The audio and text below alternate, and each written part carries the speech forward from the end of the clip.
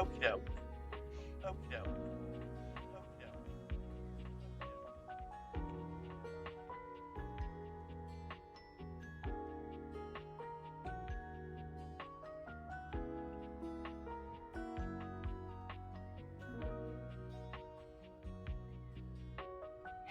I think we're ready to start with today.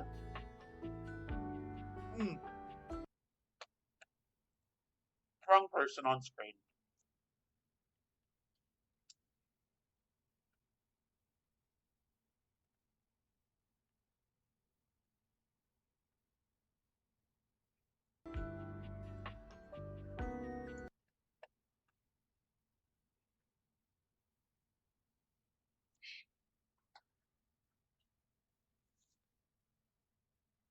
Back to being me for the day.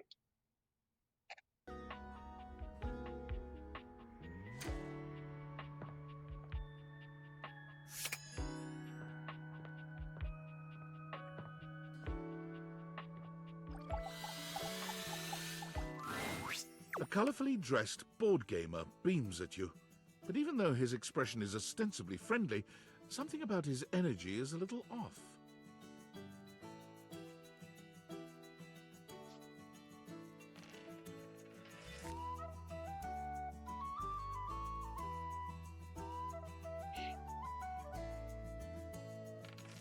His smile is a little too wide, his stare a little too intense.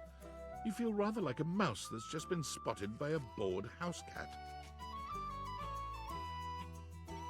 For those of you just coming in, it's Breadedly Mulligan time.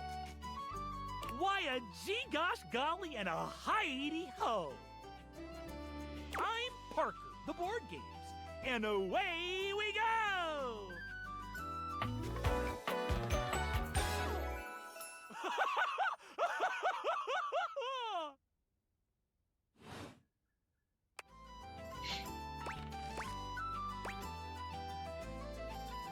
Hi, Parker.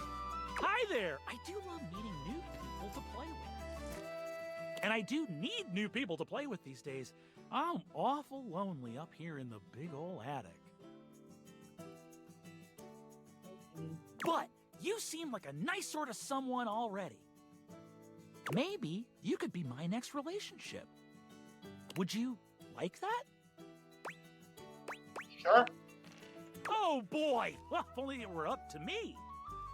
You see, my whole deal with relationships has to do with rules. I love rules. If you want any sort of relationship with me, good or bad, we have to go through the rules. Want to hear them as they pertain to me? As they pertain to my whole deal and how this is going to turn out? Sure, why not? Glorious! In order to achieve a relationship with me, you must play these board games 3. If you beat me or unseat me, more chances for love will greet thee. At the end, I roll a die to achieve a status. This, in the end, will be our dating apparatus. So our relationship is just up to chance. Ultimately, yes, but your actions during each game can change the weight of the die.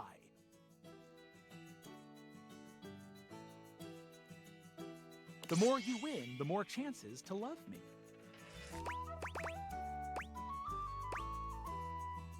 Interesting, I like a challenge. I'm falling in love with you. Just kidding. Only the final roll will tell me how I feel about you. Meet me here next time for our first game, Sandyland! I'm scared. Oh, don't be scared. I only bite a little. I love biting things very much. Parker bares his teeth at you, clacking them together in a horrifying way. He's joking, probably, but it is unnerving.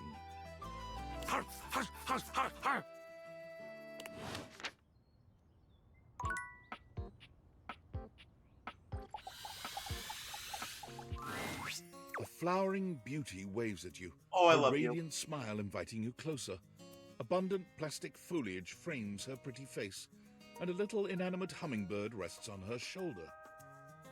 She looks rather like a fairy tale princess, and the delicate way she carries herself does nothing to belie that impression. Oh my gosh, hi! I'm Prissy. You probably already know that. It's polite to introduce yourself, though. So hi!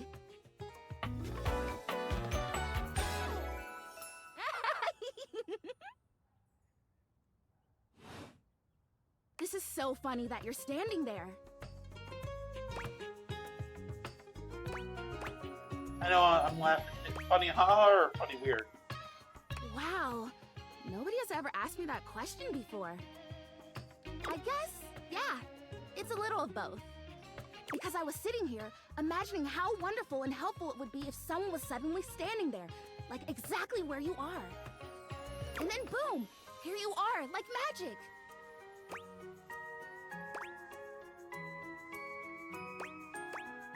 So my mere presence is the answer to a prayer. Sweet. Yeah.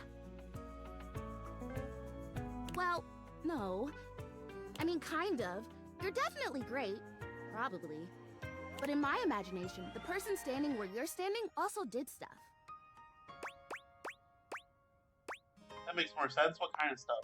I need you, please, to flirtalize me.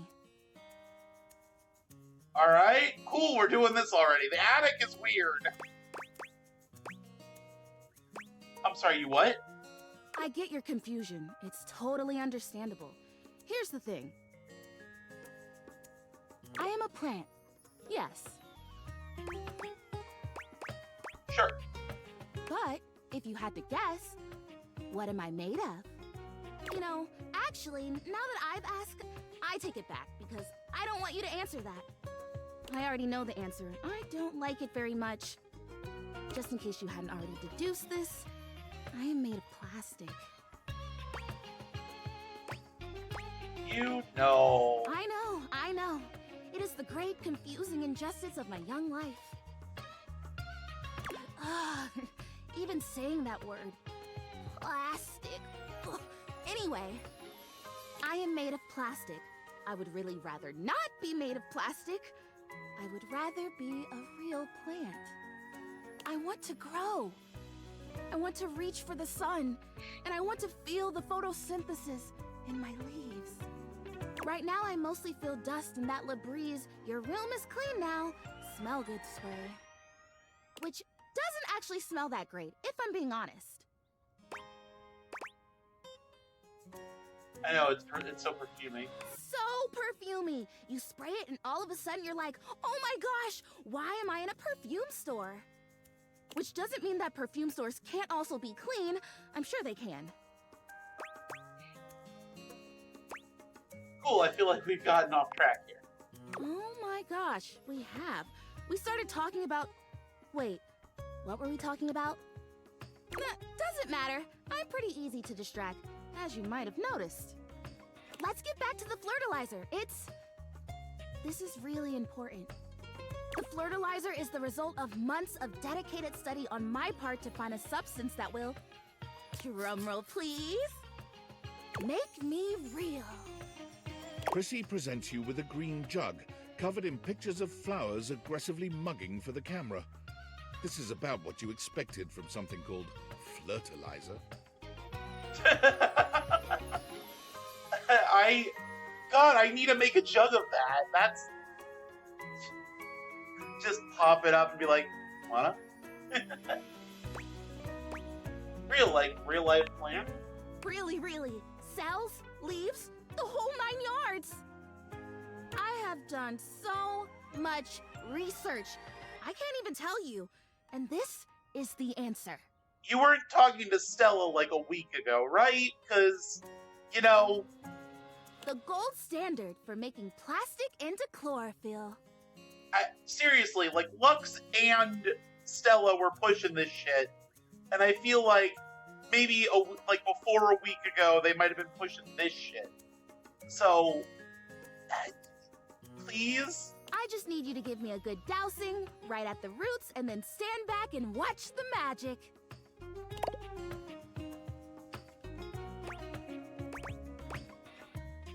So this is very cool and exciting. That's exactly what I said when I discovered it. I mean, those exact words. I mean, honestly speaking, can I chug a few gallons of this? We're so in sync. This is awesome. So you'll do it. Flirtalize me? Of course I will. Yes! Oh my gosh! This is the most exciting day ever! I'm ready. So it says on the directions. Prissy reads off the back of the container of fertilizer. Douse liberally and with abandon, no such thing as too much. Couple each dose with a body wiggle or the recitation of a favorite herb for added potency.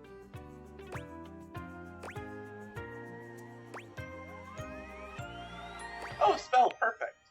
I know! I love the honoring of all these magical elements. So excited! If we're gonna have to do favorite herb, mint. Douse me.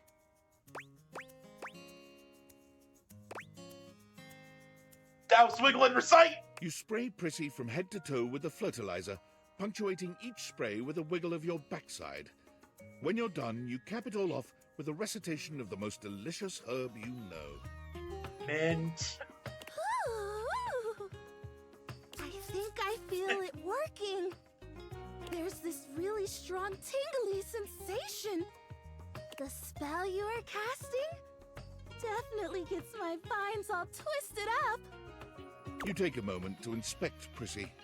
She looks a bit shinier, but otherwise the same as before. Do I look different? I don't feel different. I mean, I feel wetter, but that's probably just from all the dousing. What do you think? Do you see anything? I don't think honestly, no. Oh. Well, shoot. This was a result of a lot of research and a lot of investment. Like, heart investment. But it's okay. Because it was also my first real attempt, and all great endeavors have failure before they have success. So, I'll try again. Hey, would you be willing to help me again? If I need it? Totally, you're fun. Thanks. I am fun. Well, I better go dry off. Don't want to risk mold and mildew.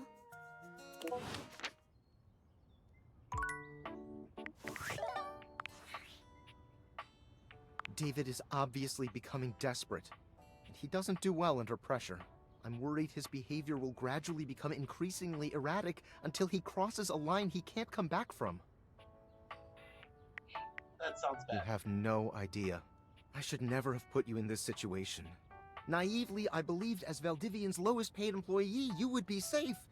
But it's become clear that as long as you possess the Dateviators, you'll be the target of David's wrath. Anyway, I have a solution. What? Use the realization recipes to bring Skylar to life. If Skylar becomes human, the Dateviators will instantly cease to operate. And if the Dateviators cease to operate, there will be absolutely no evidence implicating you in their theft. Realize Skylar and destroy the Dateviators before David unleashes his full fury upon you. He has access to resources you'd never believe. What kind of resources? I'm afraid there's just no time to explain. You see, I forgot to charge my phone's battery last night, and now I'm at 2%. And I can't charge it because I also forgot my charging cable. Can you believe that? Ugh. But remember, realize Skylar ASAP. So, that's not happening for a while. Okay.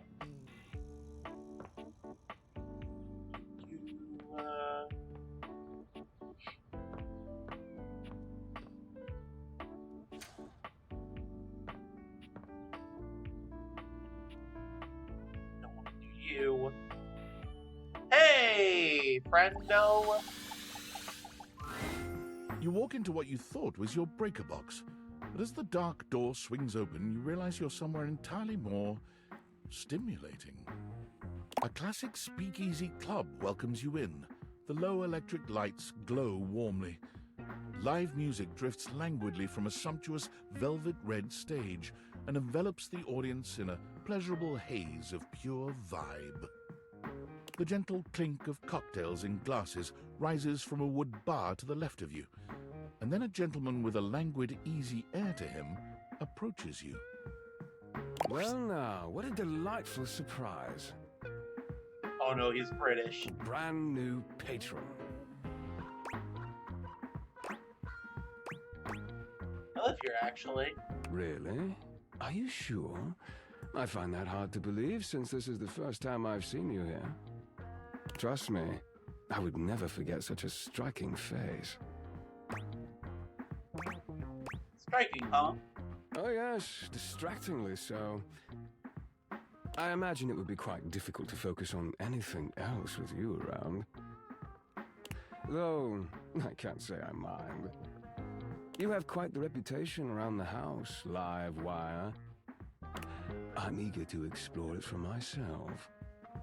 But we're getting ahead of ourselves. Where are my manners? My name is Volt.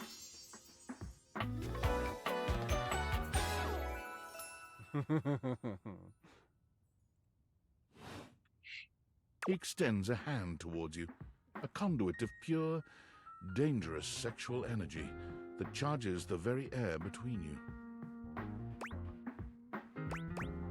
Take his hand. He lowers his head to brush his lips across the back of your hand. Was that a spark of static electricity you felt just now? It's a pleasure to officially make your acquaintance. Taking his eyes from you for the first time, Volt slips his arm around your waist and turns you, slowly, to take in the rest of the room. Welcome to the Breaker Box, the pinnacle of luxury and entertainment, and the most exclusive club in the house. Impressive, isn't it?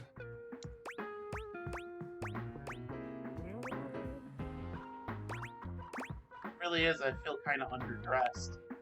Oh, trust me, you look stunning. Your fantastic red shirt is the envy of every eye in the room. That sound, the flickering lights, it can only be a power fluctuation. Oh wow, that ever happens here? That even happens What? here. Oh, that. Well, that was nothing, just a little surge. With this much energy coursing around, it's bound to happen from time to time. Volt.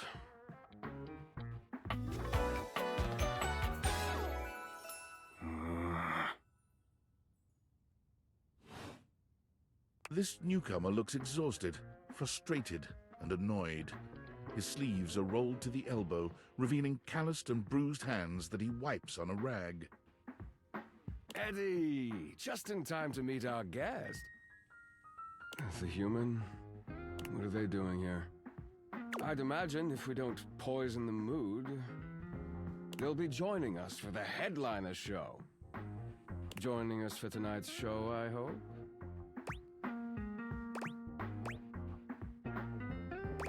I am? Am I? Unless you have other plans. Guess not. We'll have to work on that enthusiasm. Right. I'll have fun with that. I finished the patch, I'm clocking out. Not my best work, but it'll hold for the show. Ah, I see. And you're sure you're feeling all right? I'm fine. Just don't overdo it. Eddie turns and trudges away, focusing on the rag in his hands.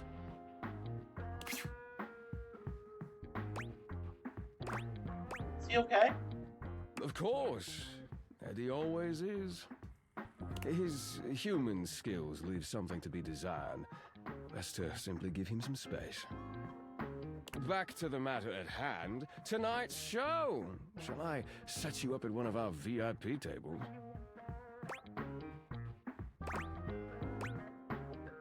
Lead the way. With pleasure. With a wink, Volt hops nimbly up onto the stage. He was born for the spotlight. Good evening, you scofflaws and ducky watsits. Looks like Johnny Splash is going to be singing for us tonight. Be my God. warned, patrons, you might get wet. Hi, everybody. I'm Johnny Splash. I got a song for you all tonight. One from the heart. And tonight it'll be a cappella, because my voice is the greatest instrument of them all. Fucking Elvis impersonator in my house. I keep a close watch on this shower of mine. I keep my forces free of stain and grind. I scrub the ground from the tiles between the lines. I be a closer. Oh, that was amazing, baby. I even surprised myself. I've seen many bombs in my time, but that one takes the crook-blasted cake. Oof. Even I couldn't clean up that mess. You didn't like it? I thought it was okay. I'll retool it and come back with something even better. Just you wait. With the club beginning to close down, it appears that the show is over. Patrons mill about, talking amongst themselves. You spot Eddie nursing a solitary cocktail at the bar. Volt is nowhere to be found. Things feel colder and quieter without his presence. Speak with him. Show's over. Club's closed.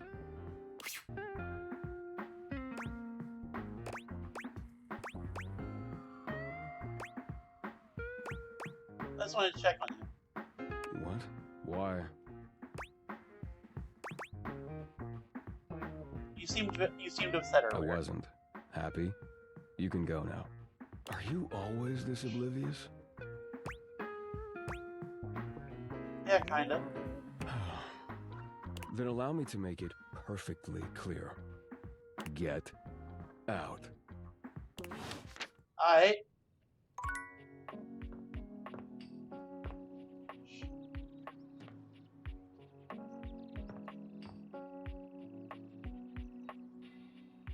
I believe we also have a Duncan shuttlecock with.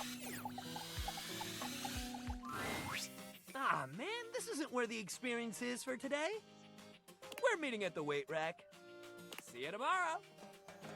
Oh, shit. Oops.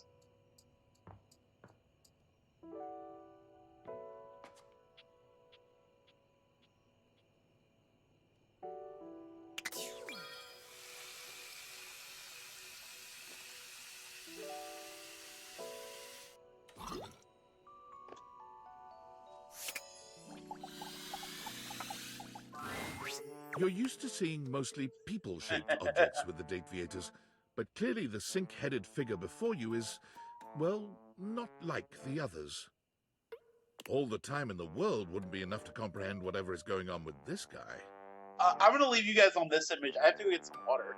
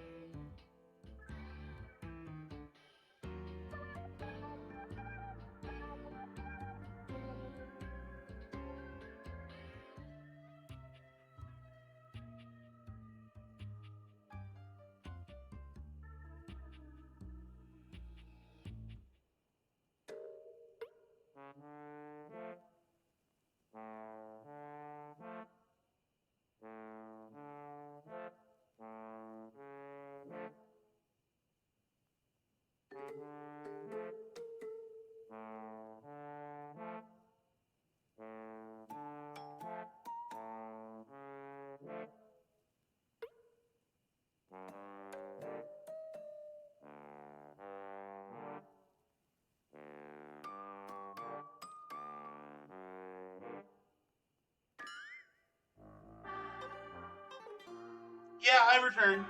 Yes. So this is Date Everything. This is Sinclair. He is, in my opinion, one of the best character designs right after Dishy. Not for being attractive, but for being really funny to include in a dating sim.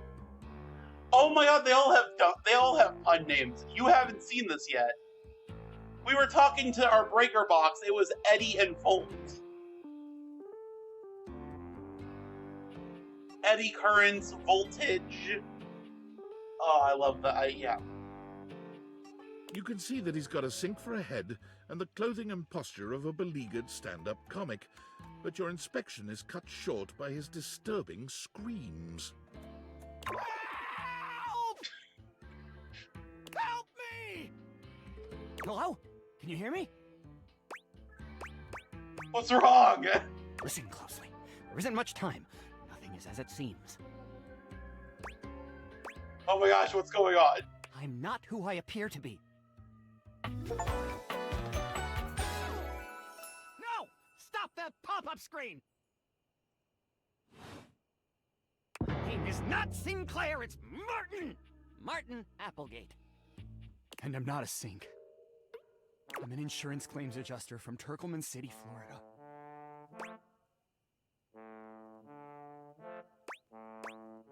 Is that even a real place? Of course it's a real place. Do I look like the kind of guy who would lie to you? I mean, define guy. No. Exactly. And I'm not. I'm telling you the truth. Whoosh! A strange creature that looks and sounds like a soapy little dog jumps up at your legs, yapping and barking. Down, Sudsy, down! Keep your bubbles to yourself, you little devil. Tray, Sudsy? Go to your tray. Sorry about that. Before I begin telling you my tale of woe and Temple's Shirley, let me let Sudsy out, okay? When he gets like this, I just get really flustered.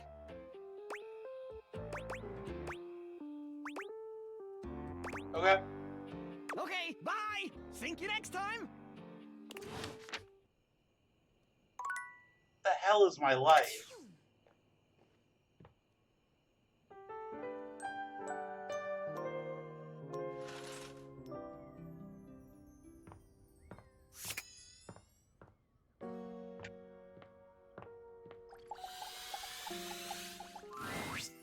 Hello and welcome to Sandyland. A magical beach-themed board game awaits us as we venture through the traffic to the parking lot to the Sandy Kingdom where beachgoers frolic among ice cream and sunscreen. Would you like to hear the rules? Yes, how do you play? Both of our pieces are at the starting spot, home. There are 12 spaces in between here and the Sandy Kingdom, some with different rules. Each turn, we both spin a spinner to determine how far we go. Then, after landing, we follow the outcome. First one to the sandy shores wins the game! What color would you like to be? Green. Interesting choice.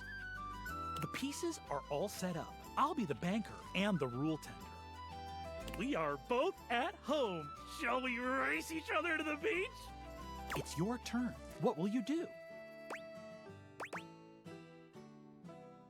Spin the spinner. You spun a 3. You're on the third space, the open space at the parking lot. Well done. My turn. I spun a 3. On the third space, the open space of the parking lot. Not bad.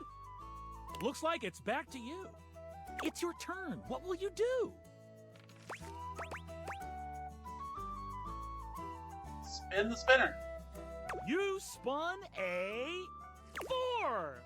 You're on the 7th space, looking for a sunny spot. It sure is crowded today. My turn. I spun a 2. I'm on the 5th space. Hot sand. intense heat on the soles of my feet caused me to run forward 3 spaces. Looks like it's back to you.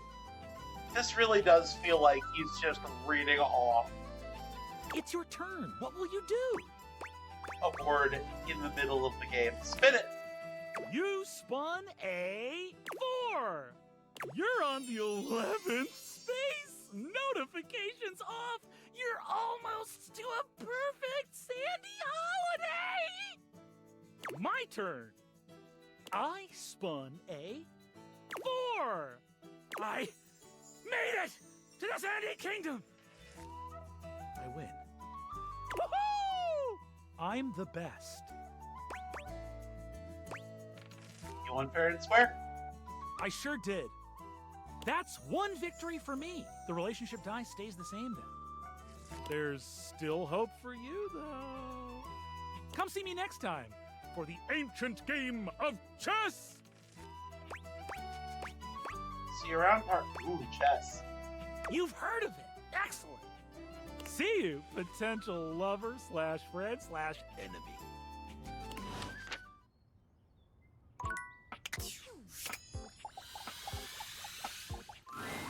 Hey, you're back! Guess what? The flirtilizer is totally working! Okay, not really, but I've been doing all this research on manifestation and positive self-talk, and I think it's going to be really helpful for me. Anyway, I'm actually glad you're back because... Drum roll once again, please.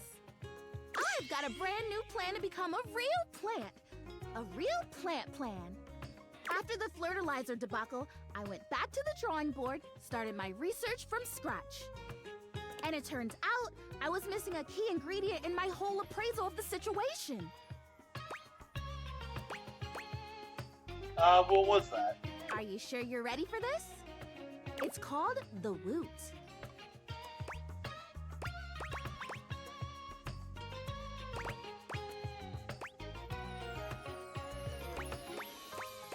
Albite, tell me about the woot. I think you're really gonna connect with this. The woot basically is love. I know it sounds cheesy, but hear me out. It means encouragement, visibility. Woot is the essence of giving someone support, cheering them on, believing in them. And you don't even necessarily have to feel those things in order to give them to someone. That's the crazy part. You can offer someone the woot before you feel it. And in the offering, and by them receiving it, you actually get it too. You know what this sounds like, right? Magic? Total magic! I am so glad that you get it. I get it. Big fan of the woot. Well, since you're already a fan, may I present the can? Chrissy holds up a small green and pink watering can. It seems pretty unremarkable to your eye, but you suppose you'll have to wait and see. The wootering can! This can, the technology in this humble garden implement is so specialized that it can literally hold and transfer the pure essence of woot from the can to me. Alright, I'm really happy that Stella and Lux are so fucking far from you, Prissy, because, like, they would have gotten you hook, line, and sinker, and you'd have been in debt to them. And through the power of the woot, presto, I become real. The woot doesn't exist only in this can, of course, but according to the manufacturers, this is the most efficient way to preserve the power of the woot and transfer it in its purest form.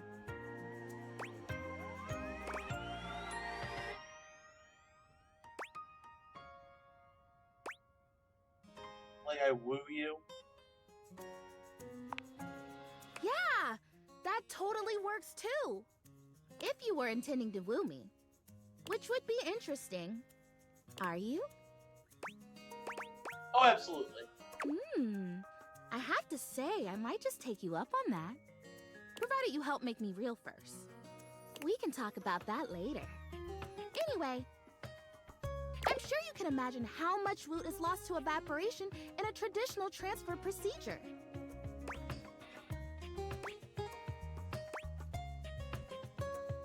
What would a typical transfer procedure be, Frey? Ooh, what a great question. cheering at a game or a concert. That's a pretty recognizable one. Think about it. Those fans are watching, paying attention, loving, moving, and grooving, producing huge quantities of woot. Woo! This literally is some woot shit. That's great. And by the time it gets to the field or the stage, all the way over there, so far away from the source, how much of it has just drifted away? A lot of lost woot. I know! Hence, the can. But nope. Essence. I've already filled the can, but the woot charging ceremony as described in the instructions takes 2. So we do the ceremony, and then you water me, or you wooter me, I guess, and then... I don't know. I guess I'm real. So exciting! See, I have no platform to stand on because I've got magic furniture glasses on. So, like, you know, this isn't the weirdest piece of technology to exist. Are you ready?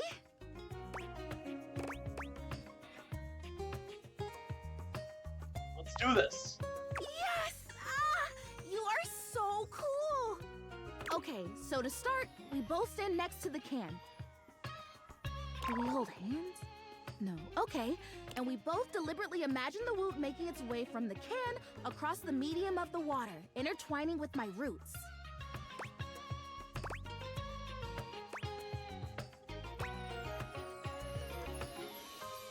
No, hey, won't. I would just say a little bit of transposition.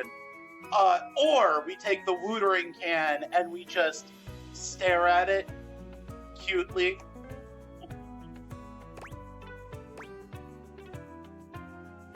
Yes. Exactly. And when we have this image firmly in our mind's eyes, we say with a big breath, as long as we don't say "awoo." And the woot shall be. Woot shall be? Yep, woot shall be. Okay, imagining. Okay, I've got it. Do you have it? Yes, front and center. Wonderful. Okay, ready for the words? Here we go. And the woot shall be. And the woot shall be. Great! Quick! Pour the water! Pour the woot. You pour the woot, or the watering can at any rate, doing your best to think positive thoughts for sweet Prissy. Is it working? I feel like it's working! The fertilizer kind of tingled like pins and needles. This is much more soft, warm. It's like that time someone thought I was real and left me in a greenhouse for a few hours at the home warehouse. Gosh, what a fantastic day that was. I got to talk to a hydrangea, a real one. Can you see a difference? Prissy looks just as she had before, save for a bit of extra moisture on her leaves.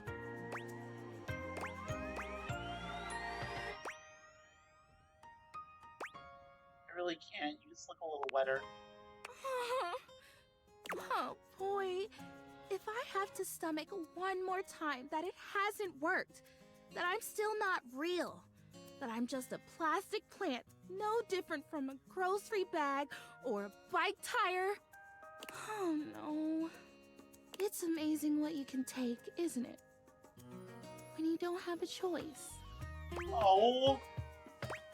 Try again, you'll find something. I will. I'll try until it works. I think I'd better rest now.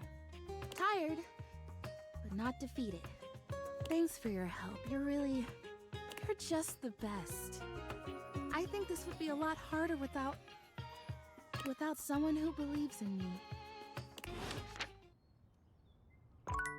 Alright.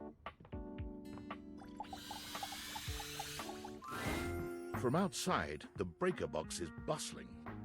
You push open the heavy door, but the first thing to grab your ears isn't the dulcet tones from the stage. It's the aggravated whispers of a heated and private argument in the corner between Eddie and Volt. You should be resting. I'll add it to the list.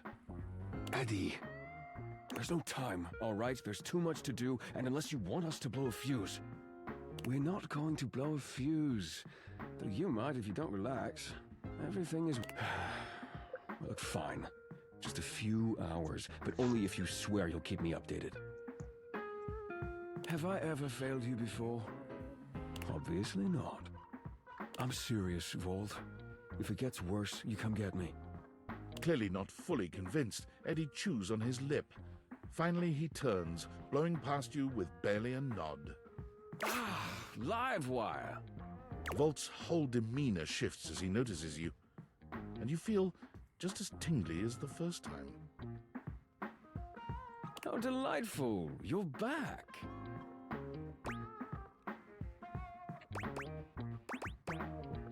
I didn't interrupt anything important. Hmm? Oh, nothing of consequence.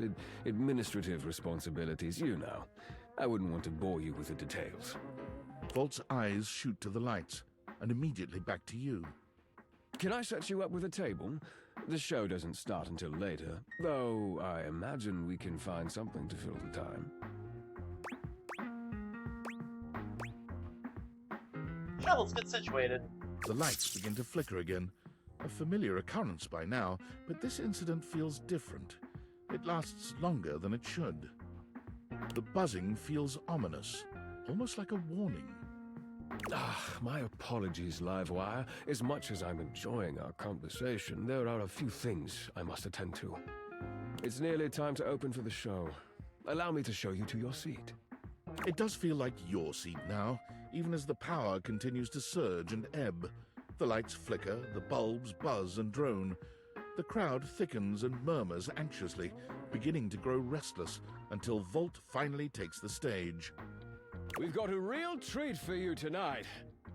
According to him, he is a new musician no one has ever heard of. And if they think they have, they're wrong, or my name ain't Johnny.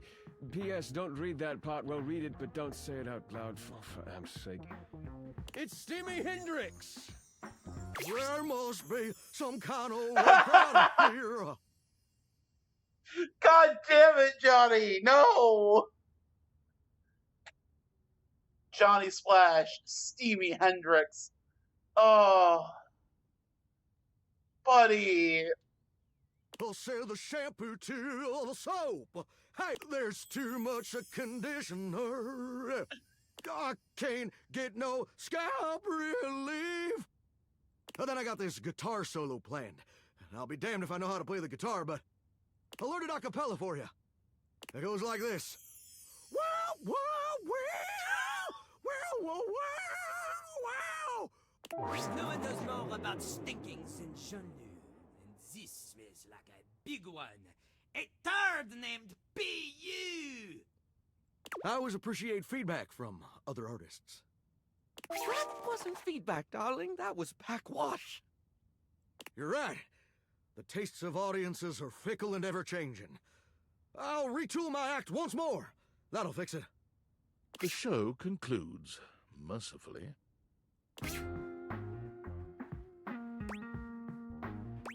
Wait for Volt. And you wait. But Volt does not come. Leave.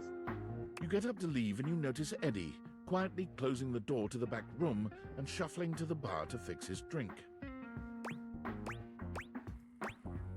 Hey, Eddie, how are you? Oh, for fuck's sake, what do you want? Sorry. Good.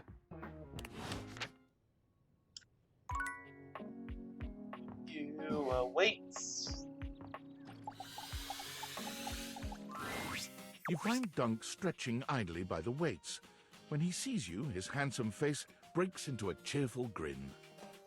He's so excited he can't seem to contain his energy, bouncing back and forth on the balls of his feet like an overexcited puppy.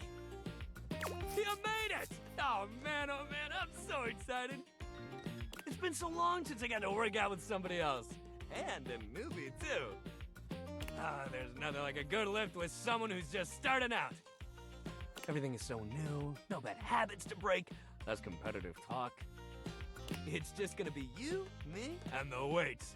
Good vibes and a great lift. A shadow falls over the two of you. A massive, blonde, and bearded figure looms over you. Do not infect them with your weakness, Duncan. I keep telling you it's not weakness, bro. And Duncan was my dad, man. Call me Dunk. Nonsense! Exercise is violence! It is driving the weakness out of your body by force! And I will call you by your name! Duncan Fool Nelson Fart Leg Love Shuttlecock the Third! Oh, come on, Chris. You're really bringing the mood down. Christoph glares at Dunk, then turns his exacting gaze on you. You! Tell him what you need.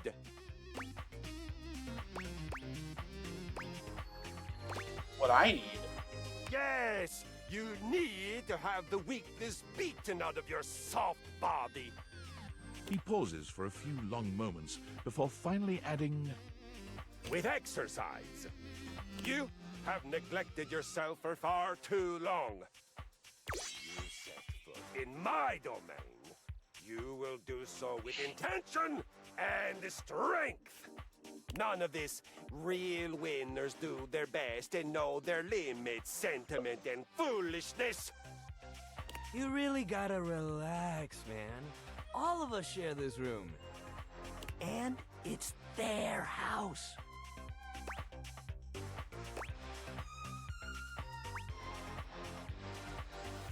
Are you done yet? I'd really like to work out now. Yeah. I mean, thanks, buddy. But I think we got it from here. You do not got anything but sentiment and foolishness. But so be it. You have thrown your lot in with him. And now you will reap the baby soft consequences. Do not come crying to me when you are so weak you cannot even lift a bag of chips. God damn, that cross-trainer is intense. If bringing the mood down was a sport, he'd be a gold medalist for sure. Right? Good vibes only. Hell yeah, man. Back to the program. Anyway, today's activity is weights. He gestures to the weights you've long since abandoned. They're still in decent condition, if a little dusty in places. Nothing like a good lift. You can work your whole body out. Anybody can get a good burn going with weights, even if you're only lifting a couple pounds to start. It's a great place to start your fitness journey.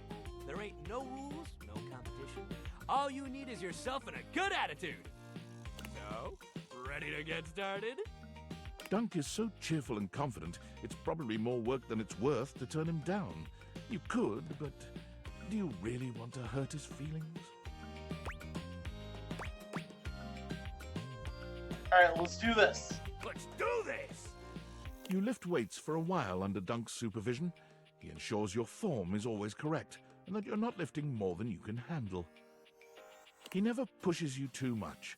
He only kindly encourages you when he sees you growing tired, or if he knows you have just a little bit more left in you. When he calls time, you sit down, sweatier and more exhausted than you've been in a while. Yo, that was amazing, especially for a first session. You doing okay, buddy?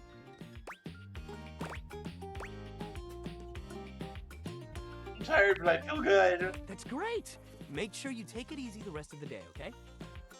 Resting up after hitting it hard is just as important. If you're sore tomorrow, which you probably will be, make sure you take care of yourself. Try soaking in a bath with Epsom salts, or use a heating pad.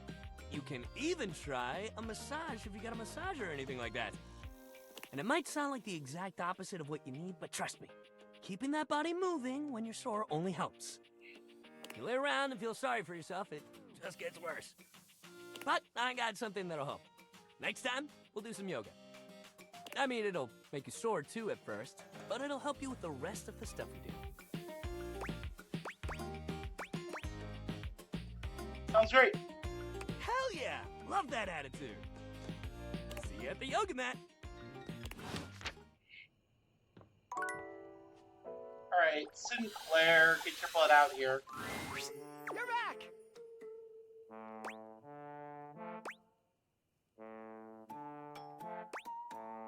Tell me your story. It all happened one rainy night on the north side of Turkleman City. The tough side. Hold on, am I actually, like, in VC right now? Yeah, okay, I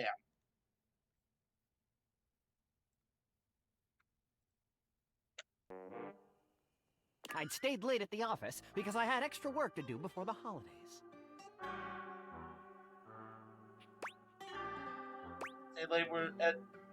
Stay late at your job as an insurance claims adjuster. Go on. Well, when I left, I was feeling a bit low, so I went out to a local bar.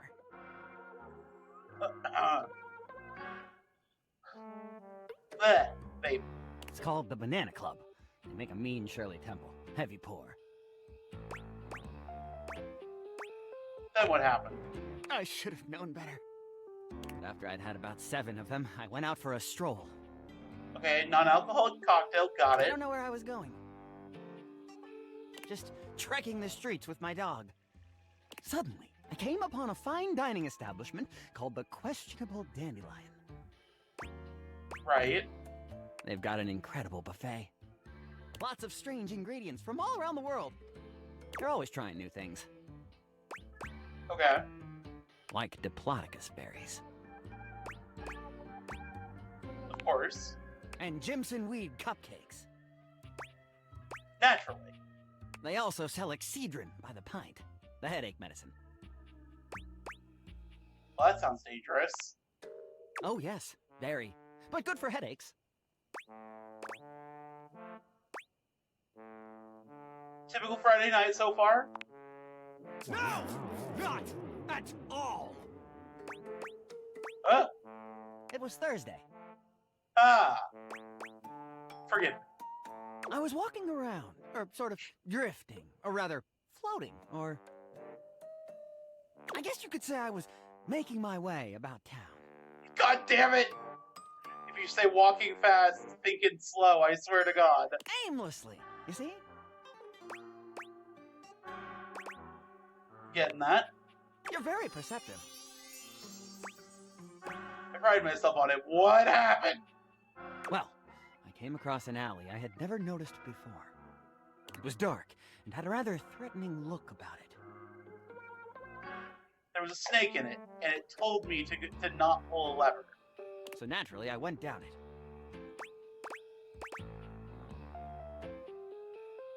What anyone might do. I wandered down the alley and came to a door lit by a red light. I opened it and found a long hall, at the end of which was a sort of booth. And in this booth, a closet. And beyond the closet, Narnia. I obviously did not go into Narnia. And in this booth was a fortune teller. She was wearing a fantastic red shirt, not unlike the one you're sporting. Ah, wonderful. Although it could have easily been more of a chartreuse. I can't tell, I'm tone deaf. Fortune teller. Yes, her name was Vagabonda the Sinclairius. She was wearing a fantastic red shirt, not unlike the one you're sporting. Okay, you said this. I'm sorry I keep harping on the shirt, but it was absolutely fantastic. She spread out a deck of strange cards and asked me to select one. Strange how? They were business cards. Which one did you pick? I chose at random, and the card I picked turned out to be the Ace of Spades. Wait, I thought you said they were business cards. The Ace of Spades is a bespoke shovel manufacturer based in Crumple, Michigan. The owner's name is Ace. Should have known. He does great work. Vagabonda snatched the card back from me and said, "Not that one!" Turns out she had her rewards program on the back. 12 stamps and you get a free spade. Probably shouldn't have had that one in there. We agree! Besides, she only had 2 stamps. So I snatched it back from her again and we had a bit of a row and I'm sorry. God damn, that is a nice shirt. Anyway. I guess that wasn't a very good start to our fortune-telling session. I think that's why she cursed me. How do you figure? Because right afterward, she said, "Martin, That wasn't a very good start to our fortune-telling session. I'm going to curse you because of it. And then she cursed me. Cursed you how? She waved what looked like a magic wand. Although, to be honest, it could have easily been a bagel of some sort. And then said, "Martin, I doom you now to become a detestable object. I transform you thusly, so that you may go home and think about what you've done."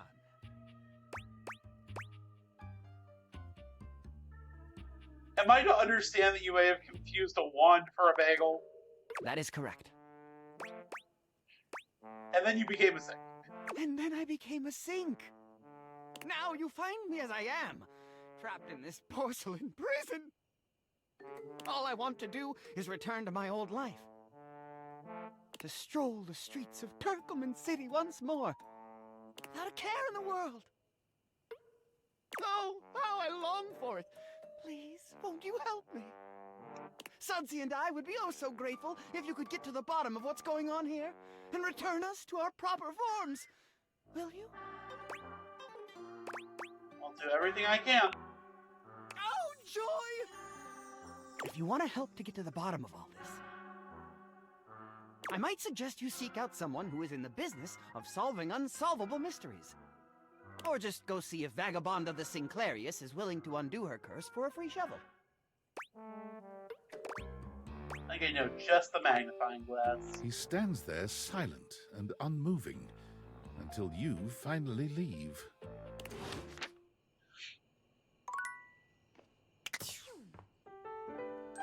This is...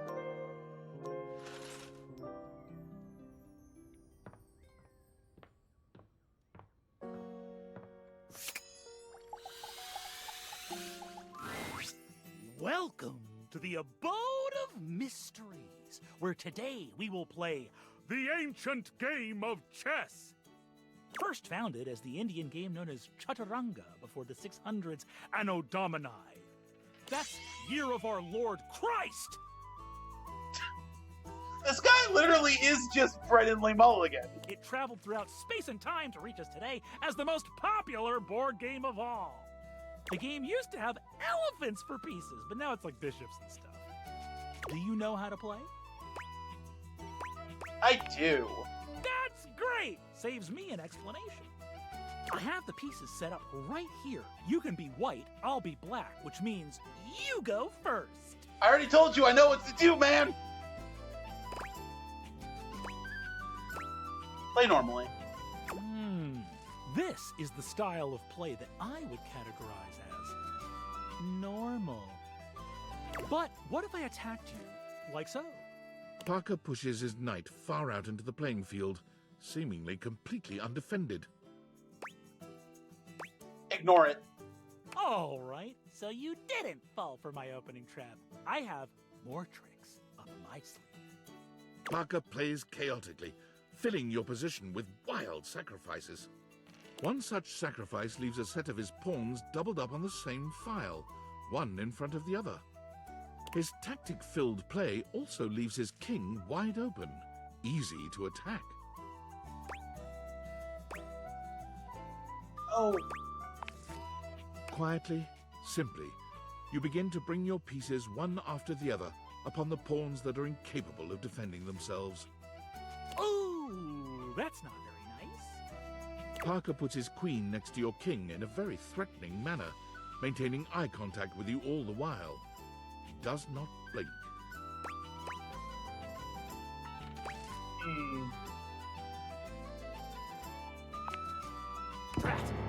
That!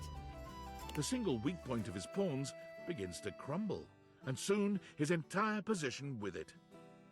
Oh dear! You begin to control more and more of the board as the ranks and files open up, and his king is quickly placed into a corner with only a single rook remaining on his side. Parker quietly moves his last rook just to the side of your queen. Go after the king. No! My last trick! You were gonna make me stalemate. Checkmate. Well done! No, my last trick! Good job! You bested me in the classic game, the Game of Kings. Because all he cares about is being beaten. Ties, draws, and anything else is bad for me. And for that, you earn a point towards my love. The ultimate reward. Nice. Still, I will see you next time for an ever so complex game with many of my beloved rules.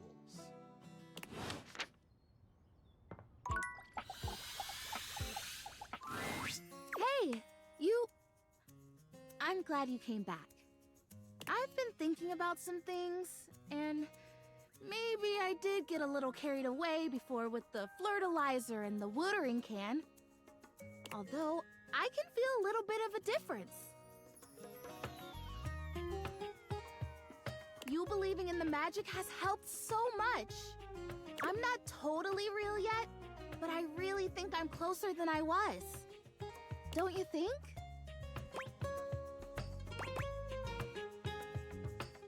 I totally do. No effort is even wasted.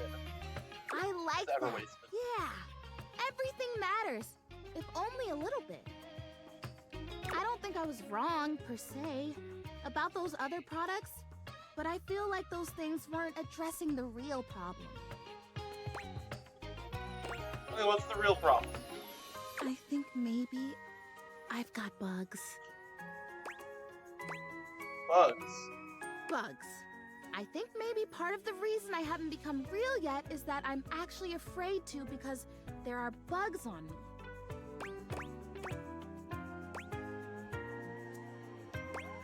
Makes sense. Something in you knows not to become real yet because you're under threat right now. Exactly. So here's what I'm thinking. It's vinegar. Chrissy hands you a bottle of ordinary no-frills vinegar, presumably white, but the label isn't even that specific. Hold on.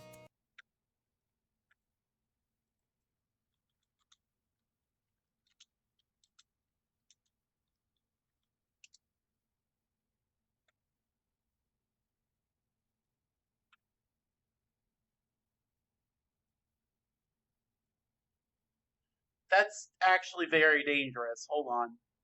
I knew something was up.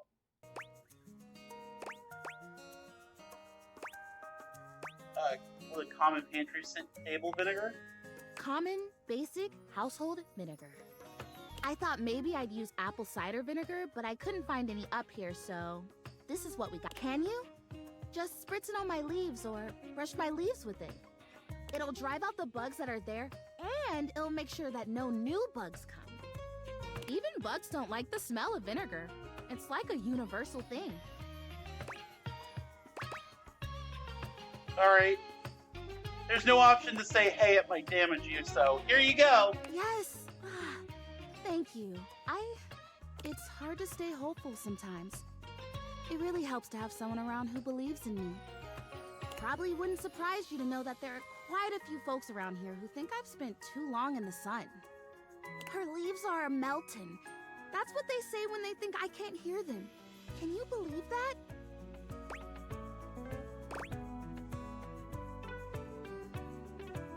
Folks get judgmental sometimes of things they don't understand. Yeah. I don't think they're trying to hurt me, but it's just... Thank you for not being like that.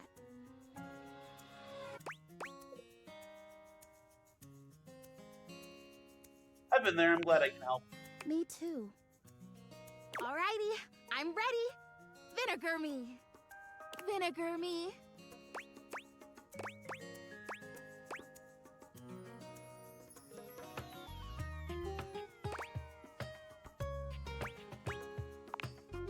You gently brush her leaves with vinegar, ensuring she gets only as much as she needs to do the work. I've never had a massage, but if I ever get one, I hope it feels as good as this. Ah, good soil. What a unique and distinctive smell that is. Even if it doesn't get rid of the bugs, I feel a heck of a lot cleaner. I think I feel it working. Oh boy, I hope I feel it working. Fingers crossed. Hey, thanks for your help. Whether or not this finally does the trick, it's been really nice to have an ally.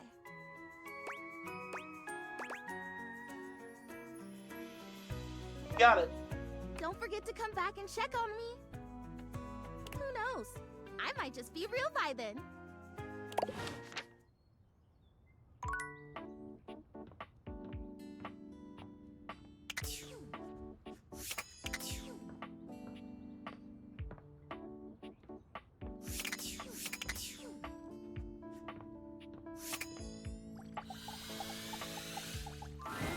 You approach the breaker box, and it isn't anything like you remember. It looks almost lifeless. There's no boisterous crowd, and the sign buzzing dully in the window reads closed. The door hangs ajar, like a slack mouth. You push through it and find Eddie at the end of the bar, once again nursing a cocktail. Club's closed, which should be obvious if you read the sign.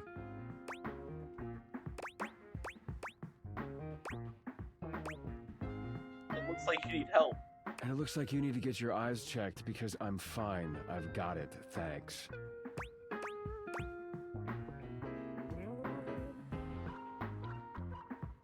Okay, fine. Great. Glad we cleared that up. Now get out.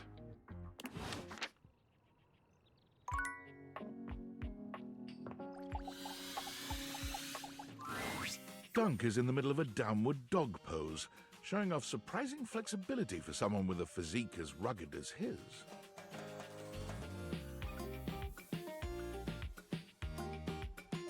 When he sees you, he straightens up and waves, but not before you've gotten a good long look at him, in a rather compromising position.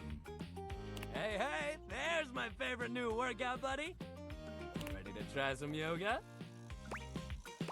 Love yoga. Oh man, yes! I'd love to hear that! Yoga is popular these days, but when I first started doing it, you wouldn't believe how many of my fellow athletes wouldn't take it seriously.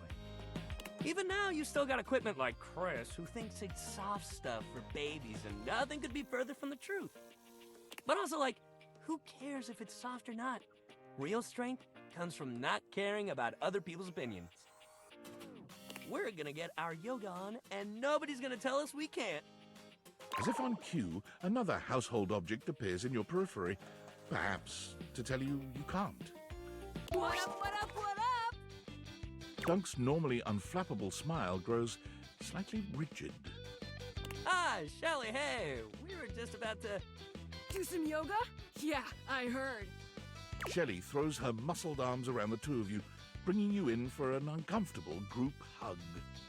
She's squeezing far too tight, evidently unaware of just how strong she is. You got a cactus on your hat. But like, why do yoga when you could lift? Do you know how good at hugging you can be when you lift? Dunk manages to free himself from Shelley's death grip. You feel his strong fingertips wedging between Shelley's arm and your shoulder. Lifting is good for your hug muscles, there's no doubt about that. But you gotta have a balance, dude. Besides, yoga builds strength too. Dunk finally manages to pop you out of Shelley's grasp, but she seems entirely unbothered by your escape. Balance? Nah, bro.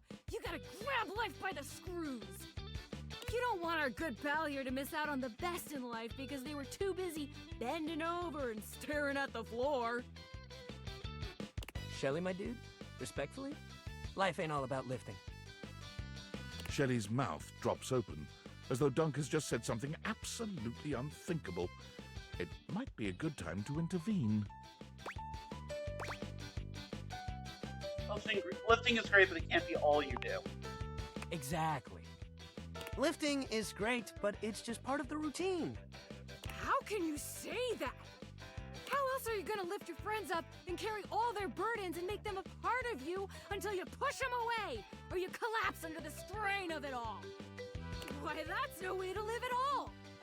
Look, we all got our priorities. It's great that you want to do that for your friends. But what kind of world would this be if we all did Shelly's job? I'm not sure. This seems to break something in Shelley. She wanders away, muttering to herself. What if everyone did Shelly's job? So So many muscles. Dunk exhales, placing his hands on his hips as he takes a moment to recenter himself. Calm. Calm.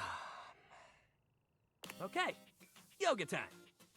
So first of all, how do you feel about yoga? You ever do it before?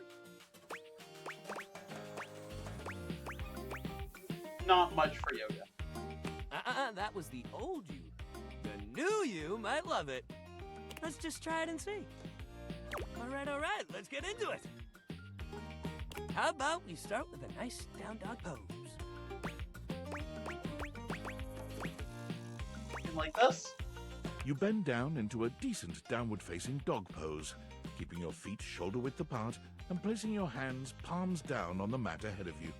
Your body forms a graceful triangle shape. Dunk is elated to see your excellent posture. Yeah, that's it. You're killing it. Now, see if you can lift your leg up behind you so you're in a kind of standing split. Dunk lifts one leg from the ground until it's parallel with his arms, continuing even beyond that until he's in a proper split. He's surprisingly flexible for such a big guy. Do your best. You lift your leg up as far as you can, and while you don't get anywhere close to Dunk's level of flexibility, he seems just as excited as if you had. Hey, yeah, that's it. You got this. You're giving it your all. Dunk leads you through several poses, encouraging you and guiding you wherever you may need. He's an excellent instructor, always considering your body's limitations as he takes you into your next position. By the time you're done, the two of you have worked up a good sweat. There's almost a sort of intimacy to the whole thing.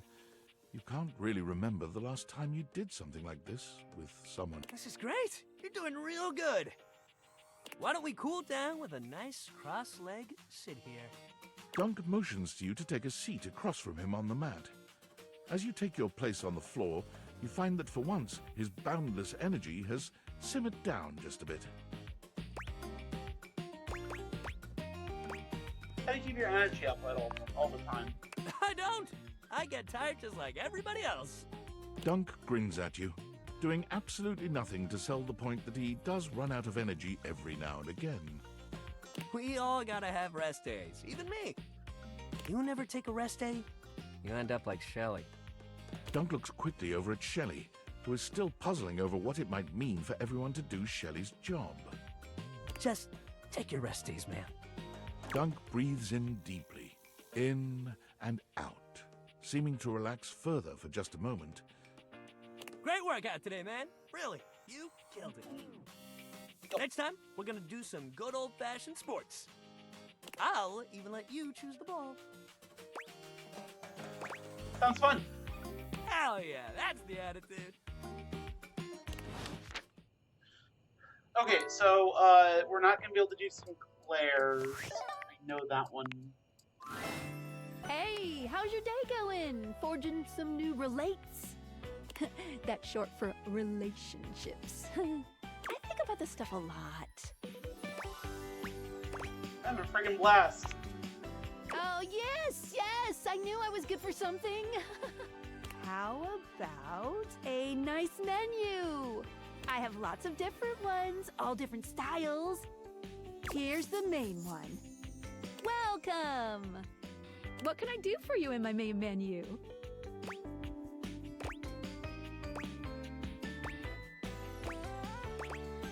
Let's chat about you. Oh, let's. There's lots I can chat about. Me?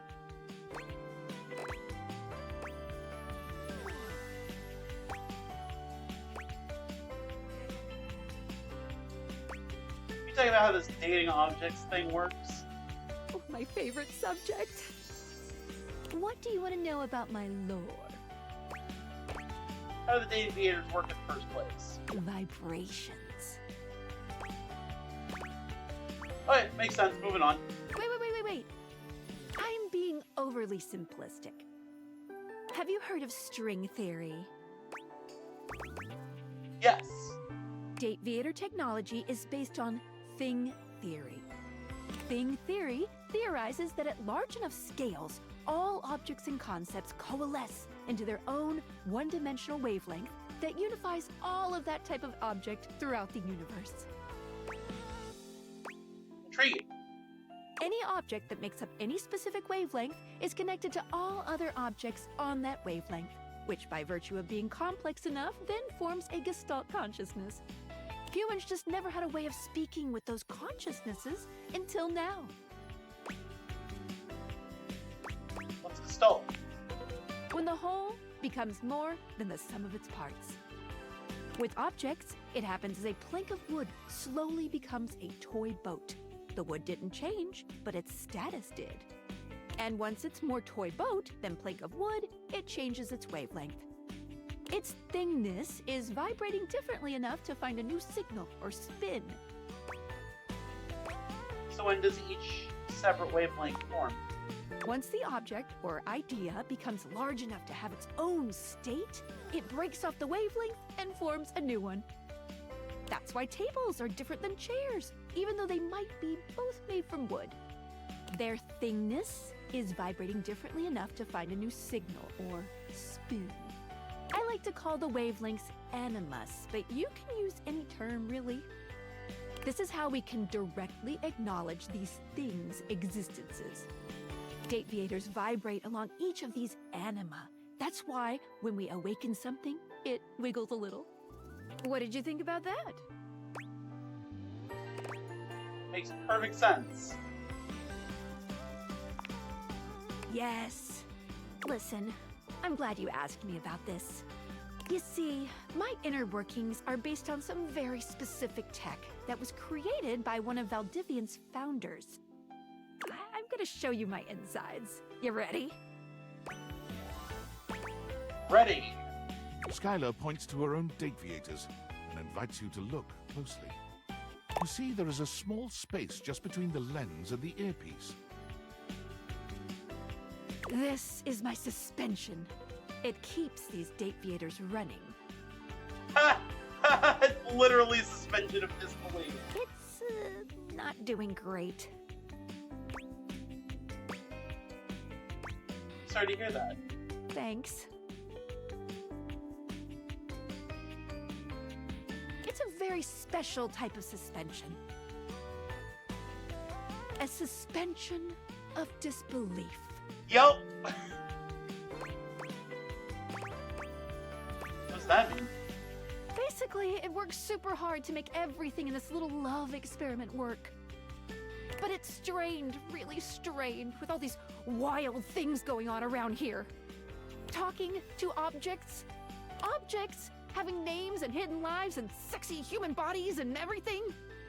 I can barely handle it. How can I help? Just give it a little love. Anyway. You take a closer look at Skylar's suspension of disbelief. It's hard to be sure, but she seems pleased. You've just believed in her, so she feels strengthened. Thanks for that. It really means a lot to me. No problem. Skylar smiles warmly and lets you go. I adore that. That's really funny. Okay.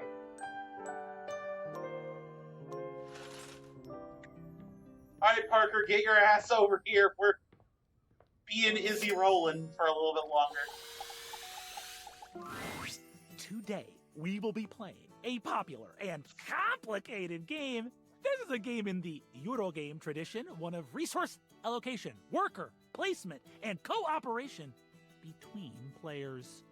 It's based on the 20th century dairy wars between England, France, and Belgium, called Cream Capitalist. We will both attempt to outproduce the cream that the other is attempting to make. I don't know what this game is referencing. Like, chess is chess, and Sandyland was very clearly like a rip on Candyland. What the fuck? Would you like to hear the rules? Yes. I'm so excited to speak for a very long time! I'm so excited to speak for a very long time! Parker does indeed speak for a very long time, spending roughly 45 minutes going into excruciating detail about the different rules and sub-rules for each scenario, including the expansions which, as far as you can tell, aren't being used. I'll play as Belgium, which has a +3 bonus to currency exchange, which means you can be either England or France. Which will you choose? England. Ha! That's definitely a bad move. Yes, Parker's great. In the Cream Capitalist Championships, England is well known to be at a disadvantage because of the cow wandering exploit. Think of the exploit! Begin! Parker distributes the pieces, a 10-minute process. You receive 5 cards with various types of cream-making machinery on them, 6 bulk cooling tank pieces, 24 cream maker worker pieces, a pasteurization token, and 8 or 9 things you can only describe as shapes.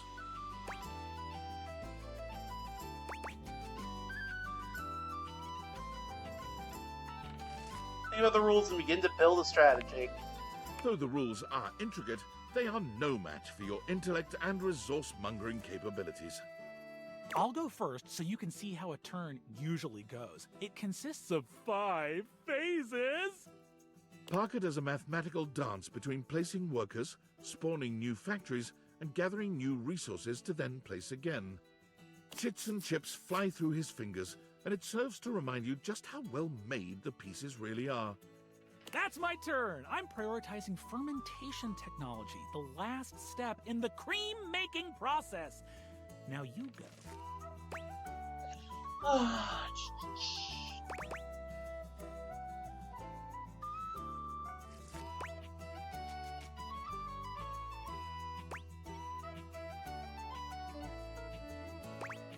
Let's do. So the cow wandering exploit means that this is probably a bad strategy. So faster machines. You plug your resources into the slots to unlock fancier cream skimmer centrifuges. Soon, you'll be able to make cream faster than Parker. That's all right. I have more than enough workers for the fermentation process, which you will suffer from. The turn goes back to Parker, who spends 10 more minutes going through the 5 phases. I've invested in new technologies. Once my factories are complete, my process will be airtight. Making cream will be a dream.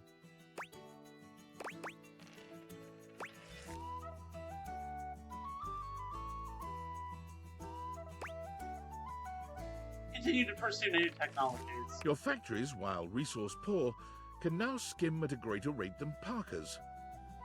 What? But I put all my resources into Very well. You and Parker seem to be neck and neck in cream production and milk gathering. You've made it to the solstice season, where your respective countries' production will finally be scored. At turn 14, you see a critical opening.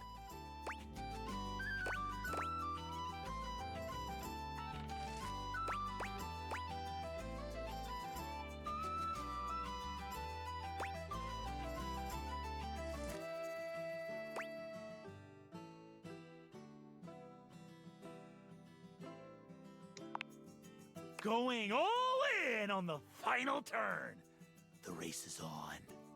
And in the final turn, you ended up with 96 creamery points. Fuck yeah! To Parker's 94. Well done! You win! I can't outdo the Milkmaster. I will see you next time for our relationships. Ultimate dice roll.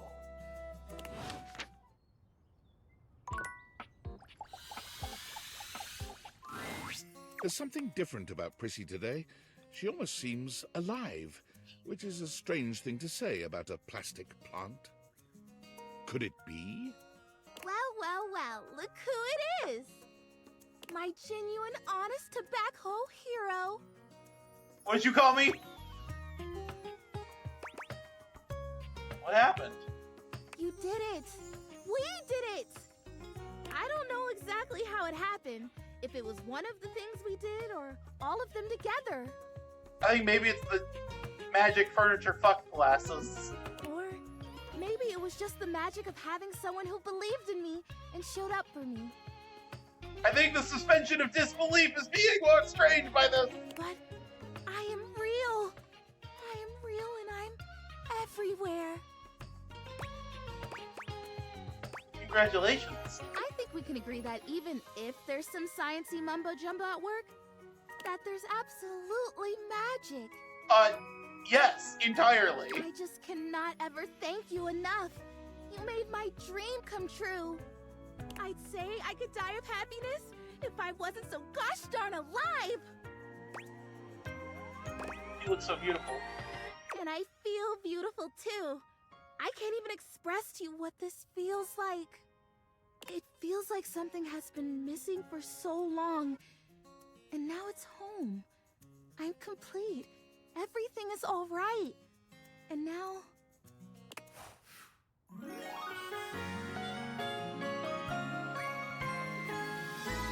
you for believing.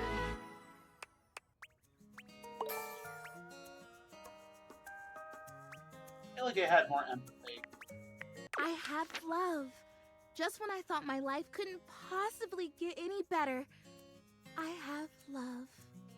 You know, it's funny. I guess part of me always thought that if I ever found love, it would be a big, splashy thing. I mean, obviously in my fantasies before, I was a real plan, but there was always something else that made it really special. Like what? Oh, I don't know. Like fireworks maybe, or like a big party, or maybe an orchestra playing and everyone dancing and laughing.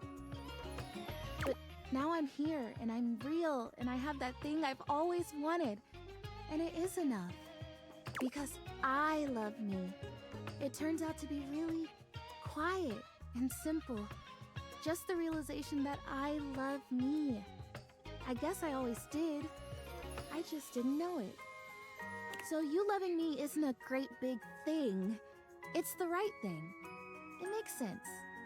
And I wouldn't want it any other way. It's good. Beautiful thought. I know. Such a surprising one, too. To want something for so long and then get it, only to realize that it's totally wonderful, and you didn't really need it this whole time. Amazing. Thank you for that. Not sure I can take credit. Go on. Take a little bit. A little bit. Okay. Nice. Oh! Oh shit!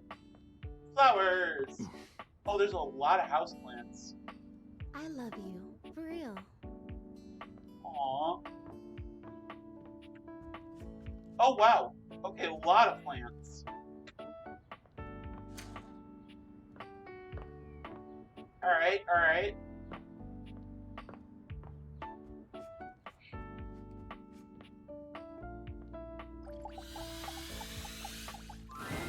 The breaker box is back to its brightly lit and well-populated glory, with its inimitable host standing ready at the door to greet you.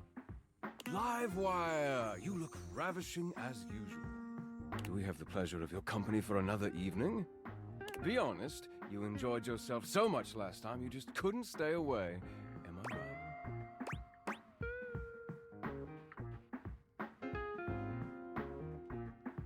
Love is nice, but that's not what keeps me coming back.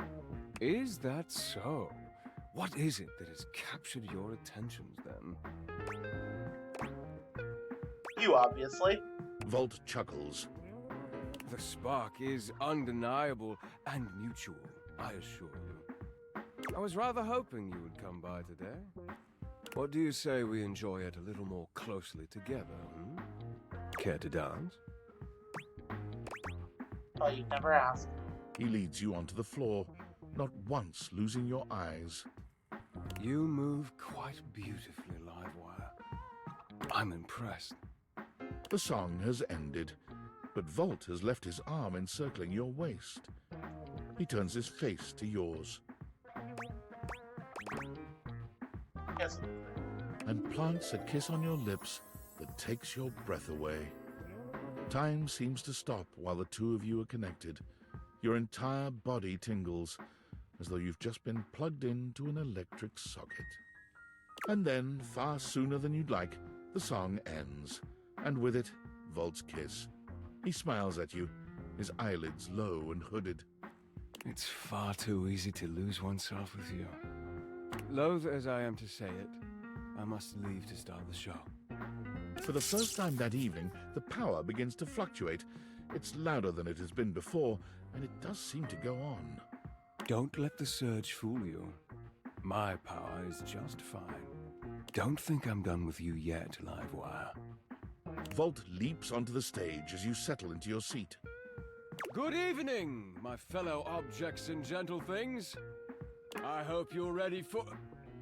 The power surges violently, and Volt stumbles.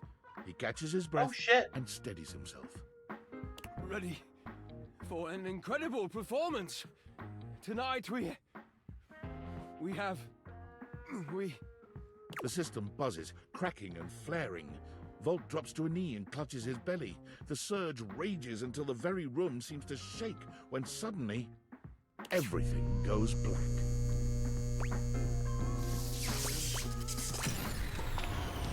You hear nothing but the panic of the audience, the confused scrape of chairs. You make your way through the club in the dark to hear familiar voices. You have to stop, Eddie. Oh, I can get it back. Just give me a minute to recharge. I can... Oh. As your eyes adjust to the darkness, you can make out that you've made it to some back room, a forgotten corner. The electrical power grid hangs on the wall, with Eddie slumped against it. Both Eddie and Volt look exhausted, Eddie dangerously so. He fiddles with the grid controls. Stop. Eddie, please, just let me go out. You're going to fry yourself completely. I said no, Volt. Eddie, I can fix this. Eddie. Fuck's sake, Volt, I'm not letting you go out, okay? We both know what that could mean, and I'm not... I can't go back to being alone. I can't lose you. You can't keep splitting yourself like this. If you do, then... Volt notices your presence and moves to stand. Eddie holds him back. It's fine. They deserve to know. What's going on? What happened to you guys? I'm failing. The power is failing and I can't stop it. I can buy new fuses. Eddie leans back against the grid controls, his posture crooked and jagged. He seems ready to combust from the inside, but years of control are keeping him standing. For now. It was slow enough at first. I didn't even notice it. Small fluctuations, random surges. The entire house depends on my power, and it's my job to keep it stable for them. To keep them all safe. I had to work harder to compensate. I thought, if I could outlast it, it would all balance out. But it only made things worse. Even more unstable, so I had to push even harder just to keep up. And then it just became normal. To always be completely drained, barely hanging on. I don't know how long it took me to realize that it was my fault to begin with. My faulty wire. I was the problem. But I couldn't stop. They still needed me. How would you need it? That's too much for anyone to handle. Exactly. They needed me, and I needed help. So, I gave it to myself. I split myself. Oh! So there was more of me to go around. Oh, shit! You're plural. I made Volt. He was my fix. What does that make Volt exactly? Here, and still perfectly capable of hearing you. Thank you very much. No, I'm sorry. I didn't mean it that way. This club has to run. It's power. It's light and music and heat and energy. It's everything. And I have to have Volt to make it work. I made him. It was supposed to be temporary. It only slowed things down by spreading out the power. But then, even that became too much. And now maintaining me is draining him just as much as... Just stop, I already told you. Eddie, they still need you. It's my job to protect you. Even from yourself. We're not doing it. It's too risky.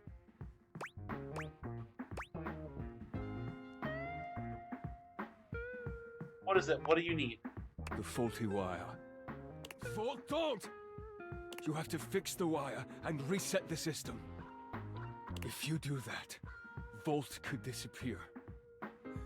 I don't know if I can bring him back. Please. You can't. If I fix the wire, you wouldn't really need both of you, though, right? What the fuck? Wait, no, that's not the... That's true. That's not at all what That's I would bullshit. say.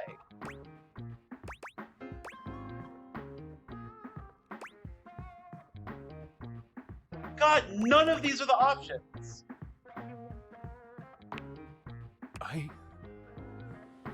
I knew I shouldn't have let you in. The fuck do you know? Get out! Get the fuck out! Not this again. He said leave! The dim light around Eddie surges and then fades, leaving you in complete darkness again. That's... There's a spark in the darkness, a brief flare that makes you think maybe the lights have come back on. But when your eyes adjust once more, you see that where Eddie and Volt were before, only Volt remains. He looks dark, dangerous, even more than before. I warned you. I told you to keep your distance. It could have been so easy. Why couldn't you just let me entertain you? All you had to do was love me, or fear me. Either would do. And I would have given you everything you ever wanted.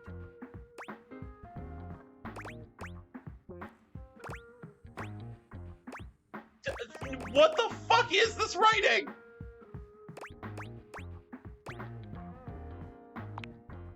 How exhausting. It's far too late for... Nope, we're force quitting. I don't know if there's a better option that can happen now that I'm here. But that is not at all what I meant when I was doing that.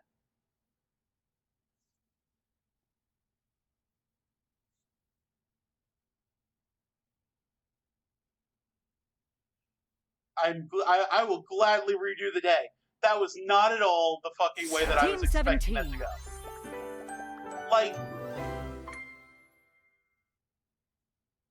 Sassy I don't know if it's because I'm plural myself, and so I'm coming at it from the direction of what exactly is... Date everything!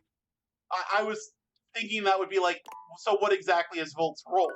Is how I was thinking that was phrased. So, no. We're not doing that.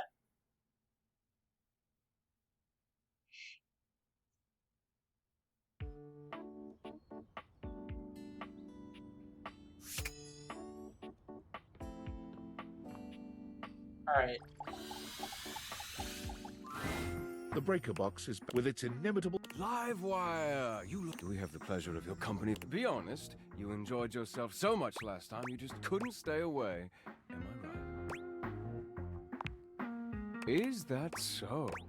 What is it that has captured... Volt Chuck. The spark is... I was rather hoping... What do you say we care to dance?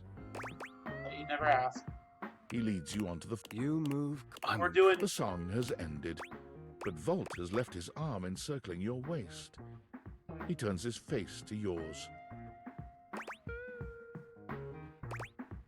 go through with it. And plants a kiss, and then fast. It's fun. Loath as I am to... For the first time that evening, Don't let the surge... Don't think I'm done with... Volt leaps on. Good evening! I hope you're The power surges. ready.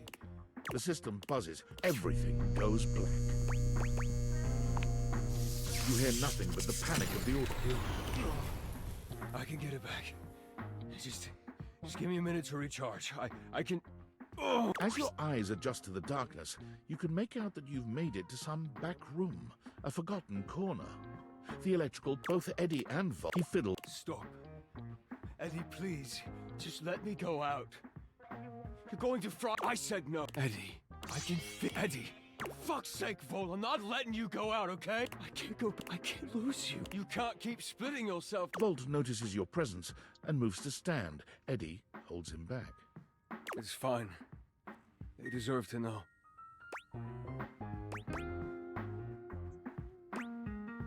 What's going on? What happened to you guys? Eddie leans back against the... It was slow enough at first. I didn't... The entire house, I had to work harder to come... But it only made things worse. And then it just became... I don't know how long it took me to realize that I was the problem. But I couldn't stop. They still needed me. What about what you needed? Exactly. I made Volt. He was my fix. This is such a weird way of phrasing that. We're not one thing. We're not two things. We're connected. The small glow around Eddie flickers and dims. He's clearly in pain. This club has to run. It's power, it's light and music and heat and energy. It's everything. And I have to have Volt to make it work. I made him. It was supposed to be temporary. It only slowed things down by spreading out the power. But then, even that became too much. And now maintaining me is draining him just as much as... Just stop, I already told you. Eddie, they still need you. It's my job to protect you. Even from yourself. We're not doing it. It's too risky. Just tell me so we can figure it out together. The faulty wire. Volt, don't! You have to fix the wire and reset the system. If you do that, Volt could disappear. I don't know if I can bring him back. Please. You can't. Oh, god damn it! What the... Oh, that's true. That's bullshit.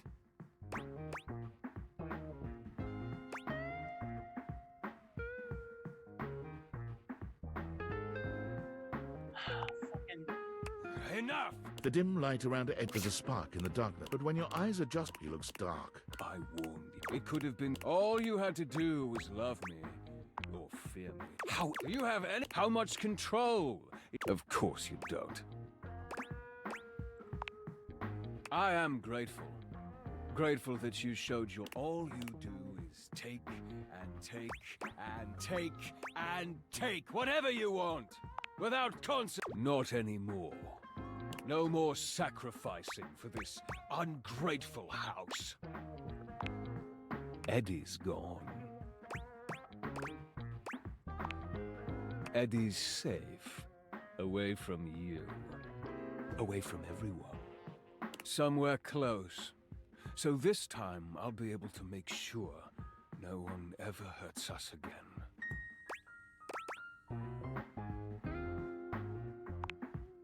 No more warnings. Don't let me find you around here again.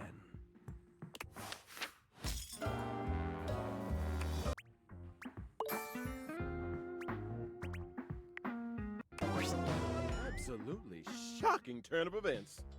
Hi, Reggie. Not too shabby.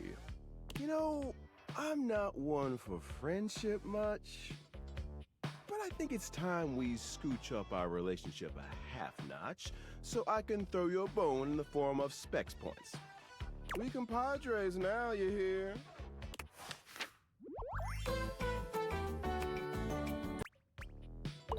Sweet, thanks.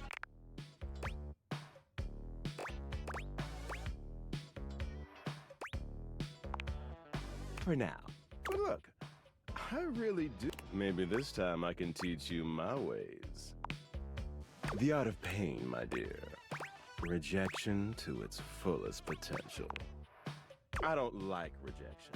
And hey, getting a hate ending with these chumps around here is real easy if you... Plus, you get the same amount of points.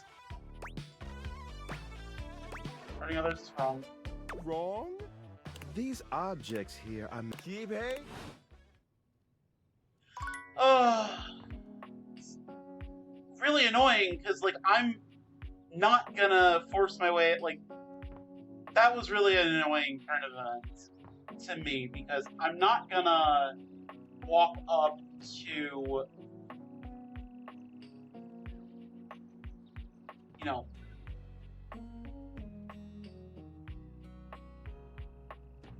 not have a soccer ball.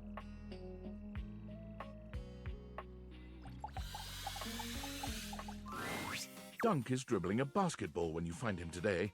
He handles it with a practiced ease, bouncing it between his legs and twirling it on the end of one finger. Like, as much as I like Eddie and Volt, I'm not gonna, you know, I'm not gonna rewind a couple days. And Eddie just keeps for. Eddie is the business owner, tells me to get the fuck out. I'm gonna get the fuck out. Hey, you made it! He passes you the ball. You... I mean, look, I don't... As someone who is plural and has a similar kind of, oh, hey, the work wasn't good enough, brain divides in half, and then does that a few times, I understand it. And I do understand, like, the relationship is, you know, I don't want to say it's well written, because I haven't investigated the whole outcome of it, but from where I'm sitting, of, hey, forcefully split myself in half, one person to give everybody else what they want, and to protect me while I'm suffering in silence. Yeah, like, I'm hoping that it's well written and that, like, if I actually do the path correctly, cool. But the thing about it is that, like, I'm not gonna bug Eddie. Like, at the very least on this first playthrough, because I'm treating everybody like I would treat them. I'm engaging with Parker's weirdness. I'm encouraging Prissy, even if I'm like, it's a little bit of woo bullshit every now and then. Like, I'm gonna be honest with them, but not just be like, what the fuck do you mean? I'm exercising with Dunk. So I'm trying to have this first playthrough be as, you know, me as possible. I'm gonna get the characters I dislike, like, that. If a character rubs me the wrong way, or I'm interacting with them the wrong way, they're gonna hate me. The only reason I reset that one originally, like, this specific last interaction, was the way that second option of what does that make Volt was phrased to my brain as, oh hey, Volt's a separate consciousness, what exactly is he? And that's a valid question for one plural person to ask another. Hey, what's their entire deal? Oh, they're the protector. Cool, got it, done. So that's the only reason I reset, because I didn't want to, like, be wrong because of a misunderstanding in the question. Catch it. Dunk is delighted by even this small display of bare minimum athleticism. Hell yeah, great catch! He takes the ball from you, setting it aside. Dunk claps his hands together as though he's psyching himself up. Sport, baby! He turns to pick up the baseball and football from behind him, holding one in each hand. We already had a little taste of basketball, so let's just stick with these two. What do you think? Baseball? Football? He holds them both out to you, alternately raising one up and then the other. Baseball. Oh, hell yeah, baseball! Ah, it really takes me back, you know. He tosses the baseball to you, and to your pleasant surprise, you catch it easily. You'd been expecting some sort of fastball, but Dunk seems uninterested in styling on you. I had a little stint playing baseball for a while. Football was more my thing.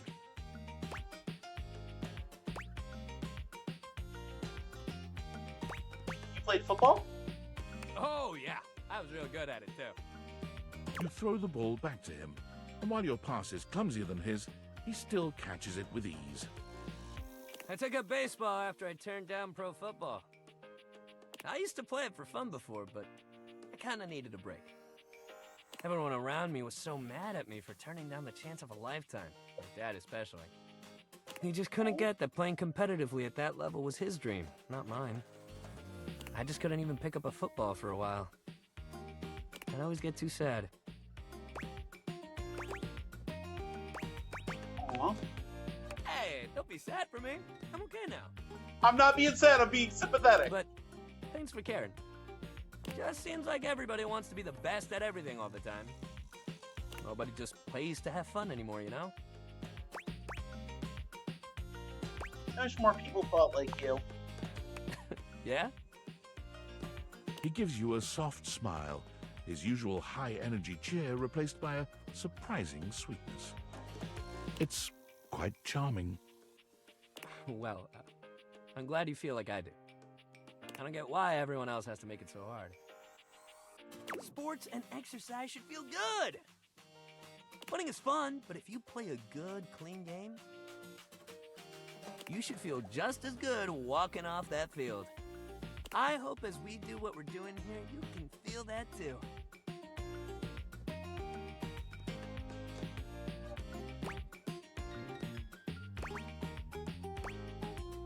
Don't worry about me, I'm having a great time. Yes, that's just what I want to hear. I'm so glad. Dunk tosses the ball up in the air, catching it handily. Great hustle today, real good. We should keep up that positivity. Change it up a bit and try something new. Okay, yeah. Next time we'll hit the rackets. Knock the birdie around, get those arms swinging. Yeah, that'll be great. Meet me at the rackets, pal. Hell yeah.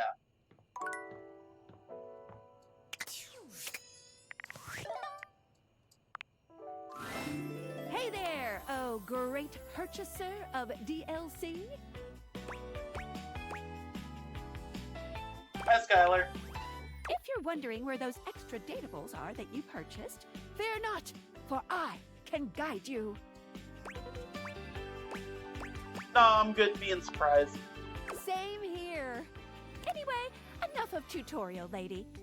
It is time for Menu Lady. Welcome. What can I do for you in my main menu? Let's chat about you. Oh, let's. There's lots I can chat about. Me?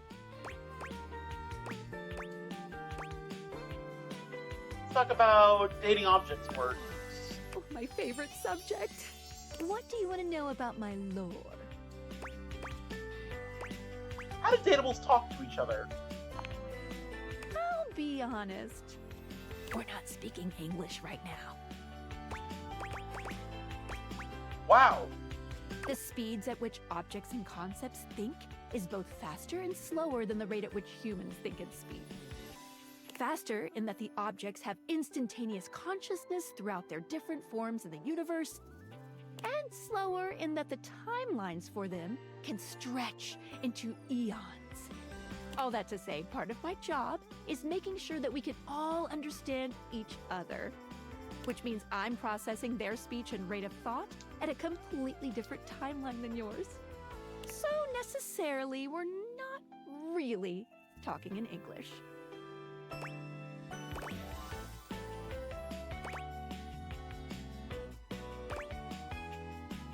okay, as long as I can understand it. What did you think about that? I think it makes perfect sense. All right. Ooh, my suspension just gave a little wiggle. Skylar shows you her dateviators, turning them so that you can see her suspension of disbelief. Skylar's suspension seems buoyed somehow, happier than you'd last seen her. You believed in her again, so she feels even stronger. Thank you for that. It really means a lot to me.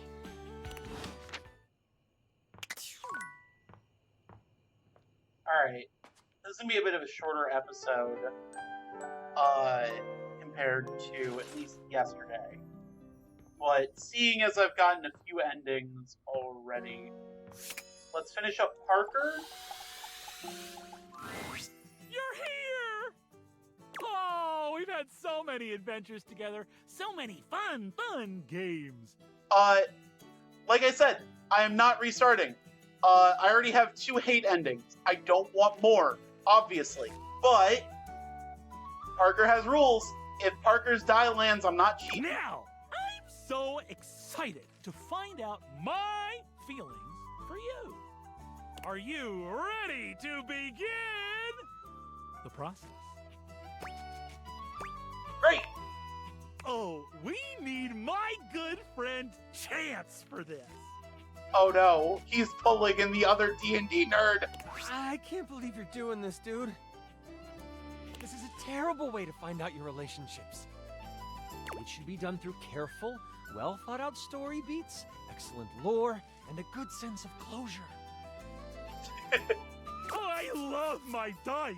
I need it. It's part of the rules of my love. I actually can date the narrator in a fashion. The narrator plays a character. Fine. Here they are. Your relationship dice. Okay, so really quickly, not only is he the D&D guy, he's your D20. His name is Chance. He is played by Matthew fucking Mercer. He's great. He was one of the first people we dated. They're beautiful, Chance. Yep. Okay, so I'm supposed to weight them depending on how you played your games together?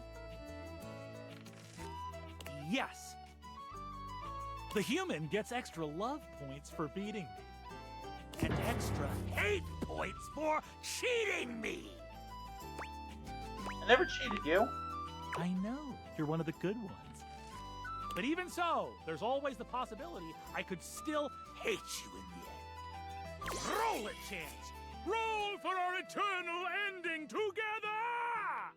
So yeah, this is Brennan Lee Mulligan, the DM for Dimension 20, and Matthew Mercer, the DM for God. Why am I fucking blanking on the name of their game show? Shit. I got turned into Vox Machina. I feel awful not being able to think of the name right now. Sure, dude. I've got the dice all done up like you wanted. He holds out the dice to you, presenting them just before your big roll. Okay, these odds are looking real good for love. It's love! Yeah! Love you. Oh, wow. I'm so happy. Awesome, it's great to know that it was this easy for Izzy Rowland as well.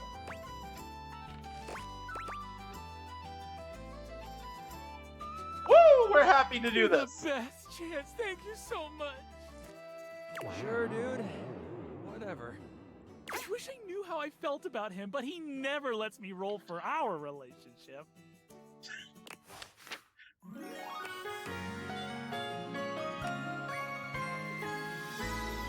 won my eternal love!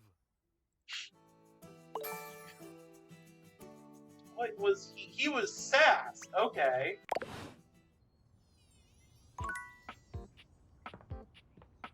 Alright, we got Prissy. Done. They hate me, so don't go back.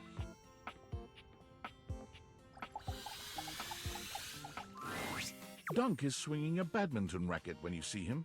His muscles bulge with every powerful stroke of his arms. Hey, hey, welcome to Racket Day! He hands you a racket before you can voice any objection. Oh, badminton? That's right. I do have some tennis rackets here, but we've done a lot of ball-based stuff already.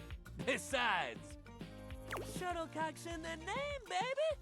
It's also way less dangerous to do in the house. What kind of sports guy would I be if I didn't let you bat the old shuttlecock around for a little while?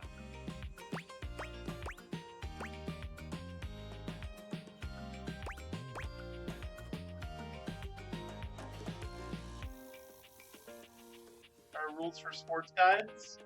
There's rules for everything. That's what makes the game fun, knowing what to do and what not to do. All right, so badminton. You might be thinking to yourself, what's so bad about it? But that's the thing, nothing's bad about it. The name of the estate. It rules. You just gotta get past the fun game. It's a great sport for beginners because it doesn't take too much strength or balance to get started. I'm weirdly good at it. You just gotta have a little hand-eye coordination. The fun thing about me is I'm ambidextrous. I just have not trained my left hand because I don't need to. I can do left-handed sports way better than I can do right-handed. I don't know how much I've got, but I'll try. That's the spirit, buddy. Just give it a shot. I mean, it might have something to do with the way my brain's split, but who knows? Dome's around here somewhere. He started writing to me with my left hand, which is weird to just be doing something and then have your hand start writing you messages. You might surprise yourself. The great thing about badminton is you don't need much to get started. You got your racket, your shuttlecock, or your birdie, or hell, your shuttle if you want to call it that. No, let's just call it a cock. Just don't call it a cock. Nobody appreciates that. Damn it! Noted. Take it from me. You don't want to get badminton people riled up. But all that aside, that's it. That's all you need to get started. Sure, if you want to play proper, you need a net. But if you just want to play a friendly game at home, you can hit the birdie back and forth together. It's nice and light. Let's do this then. Hell yeah. Dunk hands you the shuttlecock. You should start. It's easier to serve than it is to return one off the bat. But go ahead. Give him your clumsy best shot. Dunk returns your serve effortlessly, but he seems so excited about it you'd think he'd pulled off some truly amazing feat of athleticism. The shuttlecock sails past you, but Dunk doesn't seem to care about that. You know my old man as a shuttlecock? That's where the family name comes from. You'd think he'd have wanted me to follow in his footsteps, but I guess he always wished he could play football instead. I always thought badminton was cool, you know. But he never felt like it was enough glory, I guess. Wish your dad could have learned to value who he was. Me too, man. He still talks about his regrets and how he should have done something else with his life. It's like, yo, you did so much cool shit with your life. You went to championships, you traveled the world, and you had a family. Dude, don't we count? You're not happy about that?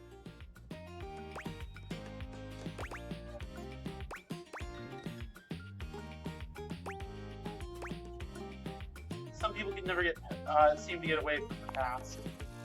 You're right about that. I can't really make him be happy about how his life went. But I can't make his burdens mine either. Damn, I didn't even mean to start going on about my dad. I guess badminton brings up a lot more feelings than I realized. He rubs at the back of his neck, embarrassed.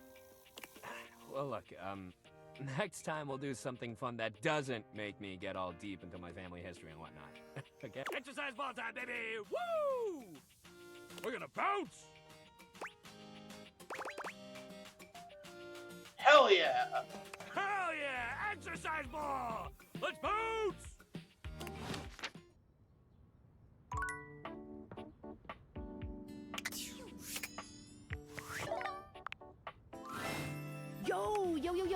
How's it going? Pretty good. Yes. Okay, there's a little tidbit I want to share. You might be wondering how all this dating technology works. Sure am. Yeah, I thought so. If you're ever curious, you can ask it, what can I do for you in my main menu? Let's talk about you. Oh, let's. There's lots I can chat about. Me? Talk about how dating objects things work. My favorite subject. What do you want to know about my lore?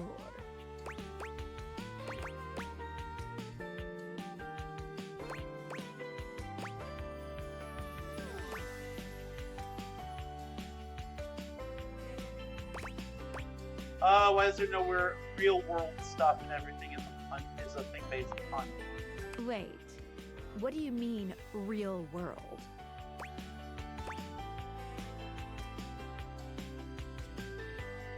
Having an object. Cool. Huh. Well, I'm not sure what to say, except to give a brief history of the world that you live in. Which you should already know about, but you know, I'm here for you. Pretend I don't know. Humans love objects. Always have. But even more so in today's hyper-commercialized society. Recently, TV shows, books, and ordinary brand names have been making the switch to incorporating a focus on making products and entertainment more thing-based in order to drive up sales. And you might even recognize some historical names with some objects added to them. All for brand potential. Oh, okay. Perfect. I love things, and I love buying them too. The more things in the world, the more things to love. Consume. Right? What did you think about that? Makes perfect sense. Nice. Thank you. Oh, my suspension. What's that she's saying? Skylar removes her dateviators, holding them out so that you can see her suspension of disbelief. Skylar beams at you, her eyes glimmering behind her glasses. Are those happy tears? For a moment, she looks as though she's contemplating hugging you, but she manages to keep her arms at her sides, her hands curled into excited fists. Yes! You did it! My suspension of disbelief has been upheld! Woo! She's in there right now feeling great! It kinda itches? Ooh, but it's okay. I love it. There's a few moments of silence as something seems to dawn on Skylar. Her smile softens, her eyes warm and inviting. I love you. Will you accept it? Of course! And just like that, Skylar is back to her chipper self. But the warmth in her gaze remains. Yay! Love, love, love! Woo! Protect the suspension of disbelief. Got an achievement. I love you.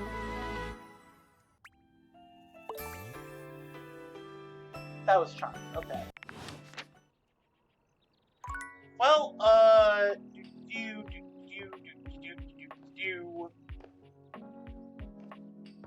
I got 2 more charges. I guess we're gonna go dating somebody in the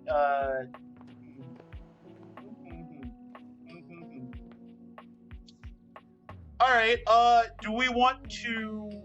You know what? You're the person here, so I got 3 characters I'm going between. Would you like for me to very quickly start the toxic relationship,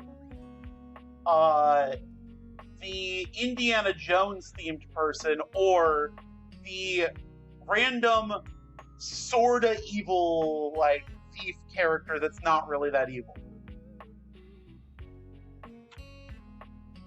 I'm gonna do 2 of them, but I wanna know who you think would be better to do first.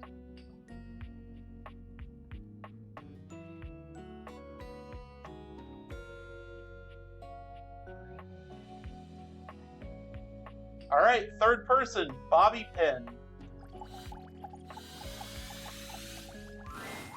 Before you see them, You can feel them. An overwhelming air of cool, of rebellion and edge given form. Leather and metal, and the best hair and eyebrows you've ever seen. This rogue is impossibly cool. And looking at you like you owe them money. You got a problem, punk? No. Oh, well, good. Because trust me, you don't want none of this. My name's Bobby. Bobby Pin.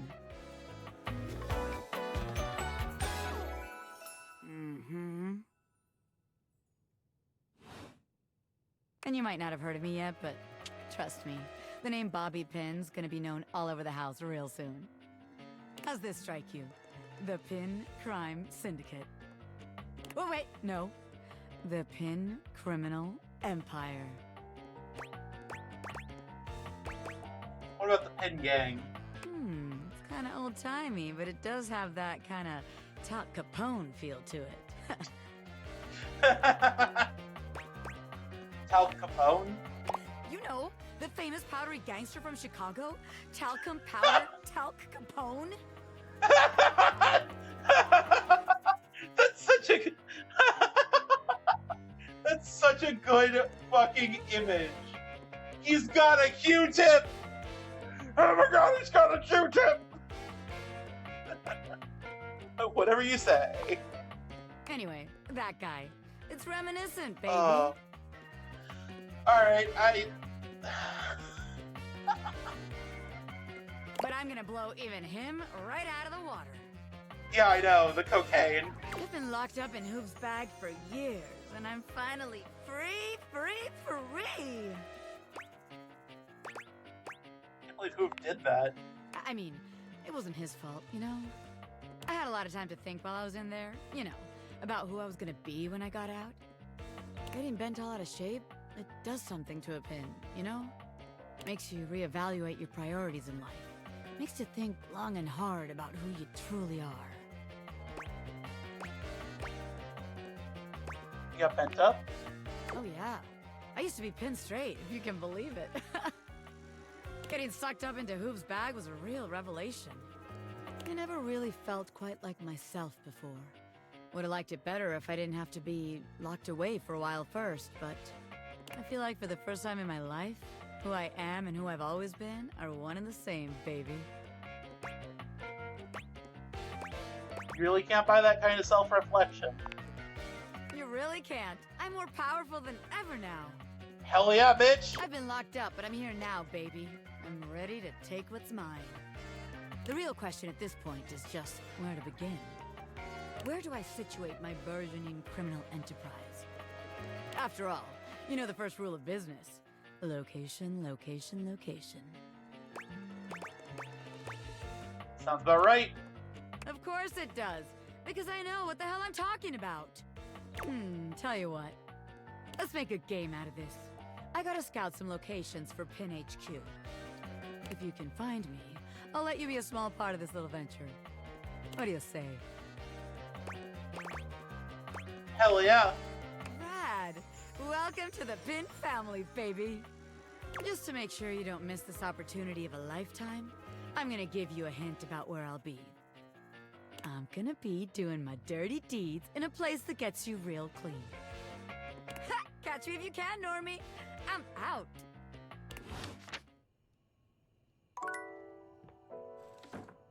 Oh yeah, there she is, right there. Oh damn, she is bent out of shape. That's interesting. Alright. I'm gonna just... I do apologize, but I'm gonna take over a little bit here. We're gonna do... Toxic relationships, funny, and everything. But we have to start this to get a different table. As you take in the sight of the adventurer standing before you, it's hard not to feel like you've stepped into one of those old adventure serials from decades gone by.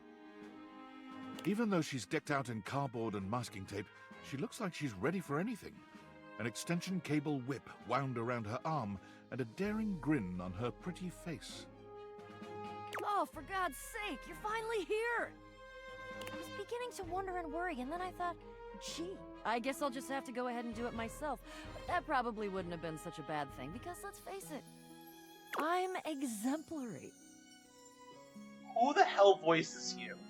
Because this sounds so familiar. But you're here now, so let's get cracking. I assume you brought your tools and knowledge and probably a snack of some sort? Popcorn? Popcorn! Brilliant! Effervescent!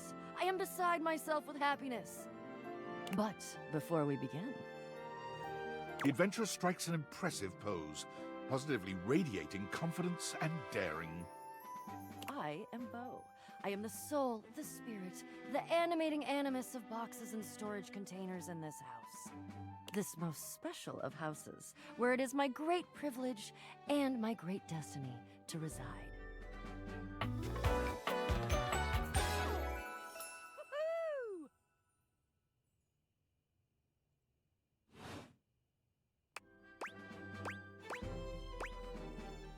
You look like you're ready to go on a safari. Ah, indeed I am. I am about to embark on a great quest. That's what I do after all. I quest. I am an adventurer. I am a great explorer. I'm also an avid reader. I enjoy bubble baths and secluded mountain hot springs, trips to the beach studying turtle migration.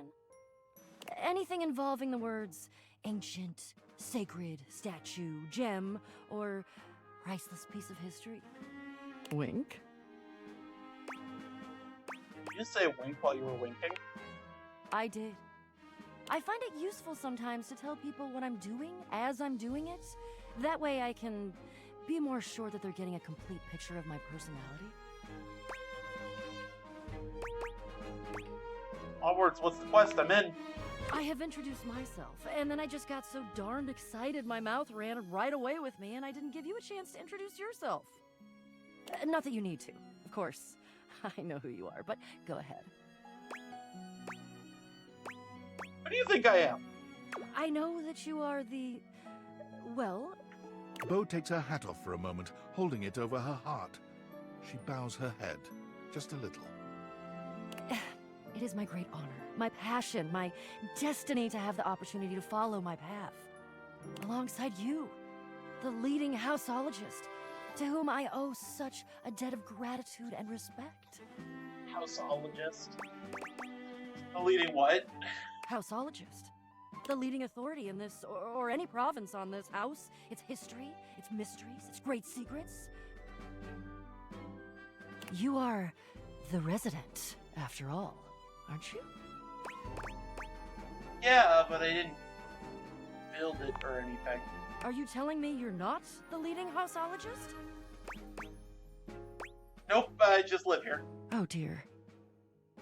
Bo returns her hat to her head, her reverent expression fading into a rather more sour one. I'm starting to feel, well, a bit like I've got some birds in the box. What does that feel like? Fluttering in the stomach, birds trapped, slightly nauseated because the damn birds keep trying to tip me over. But you...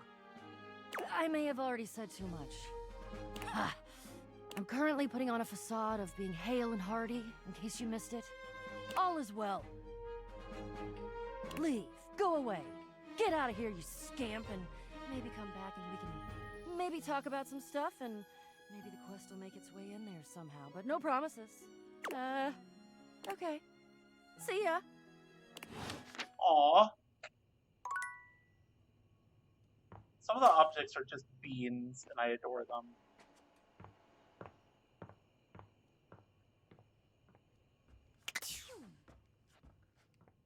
Alright. Seems like a good place as any to leave off.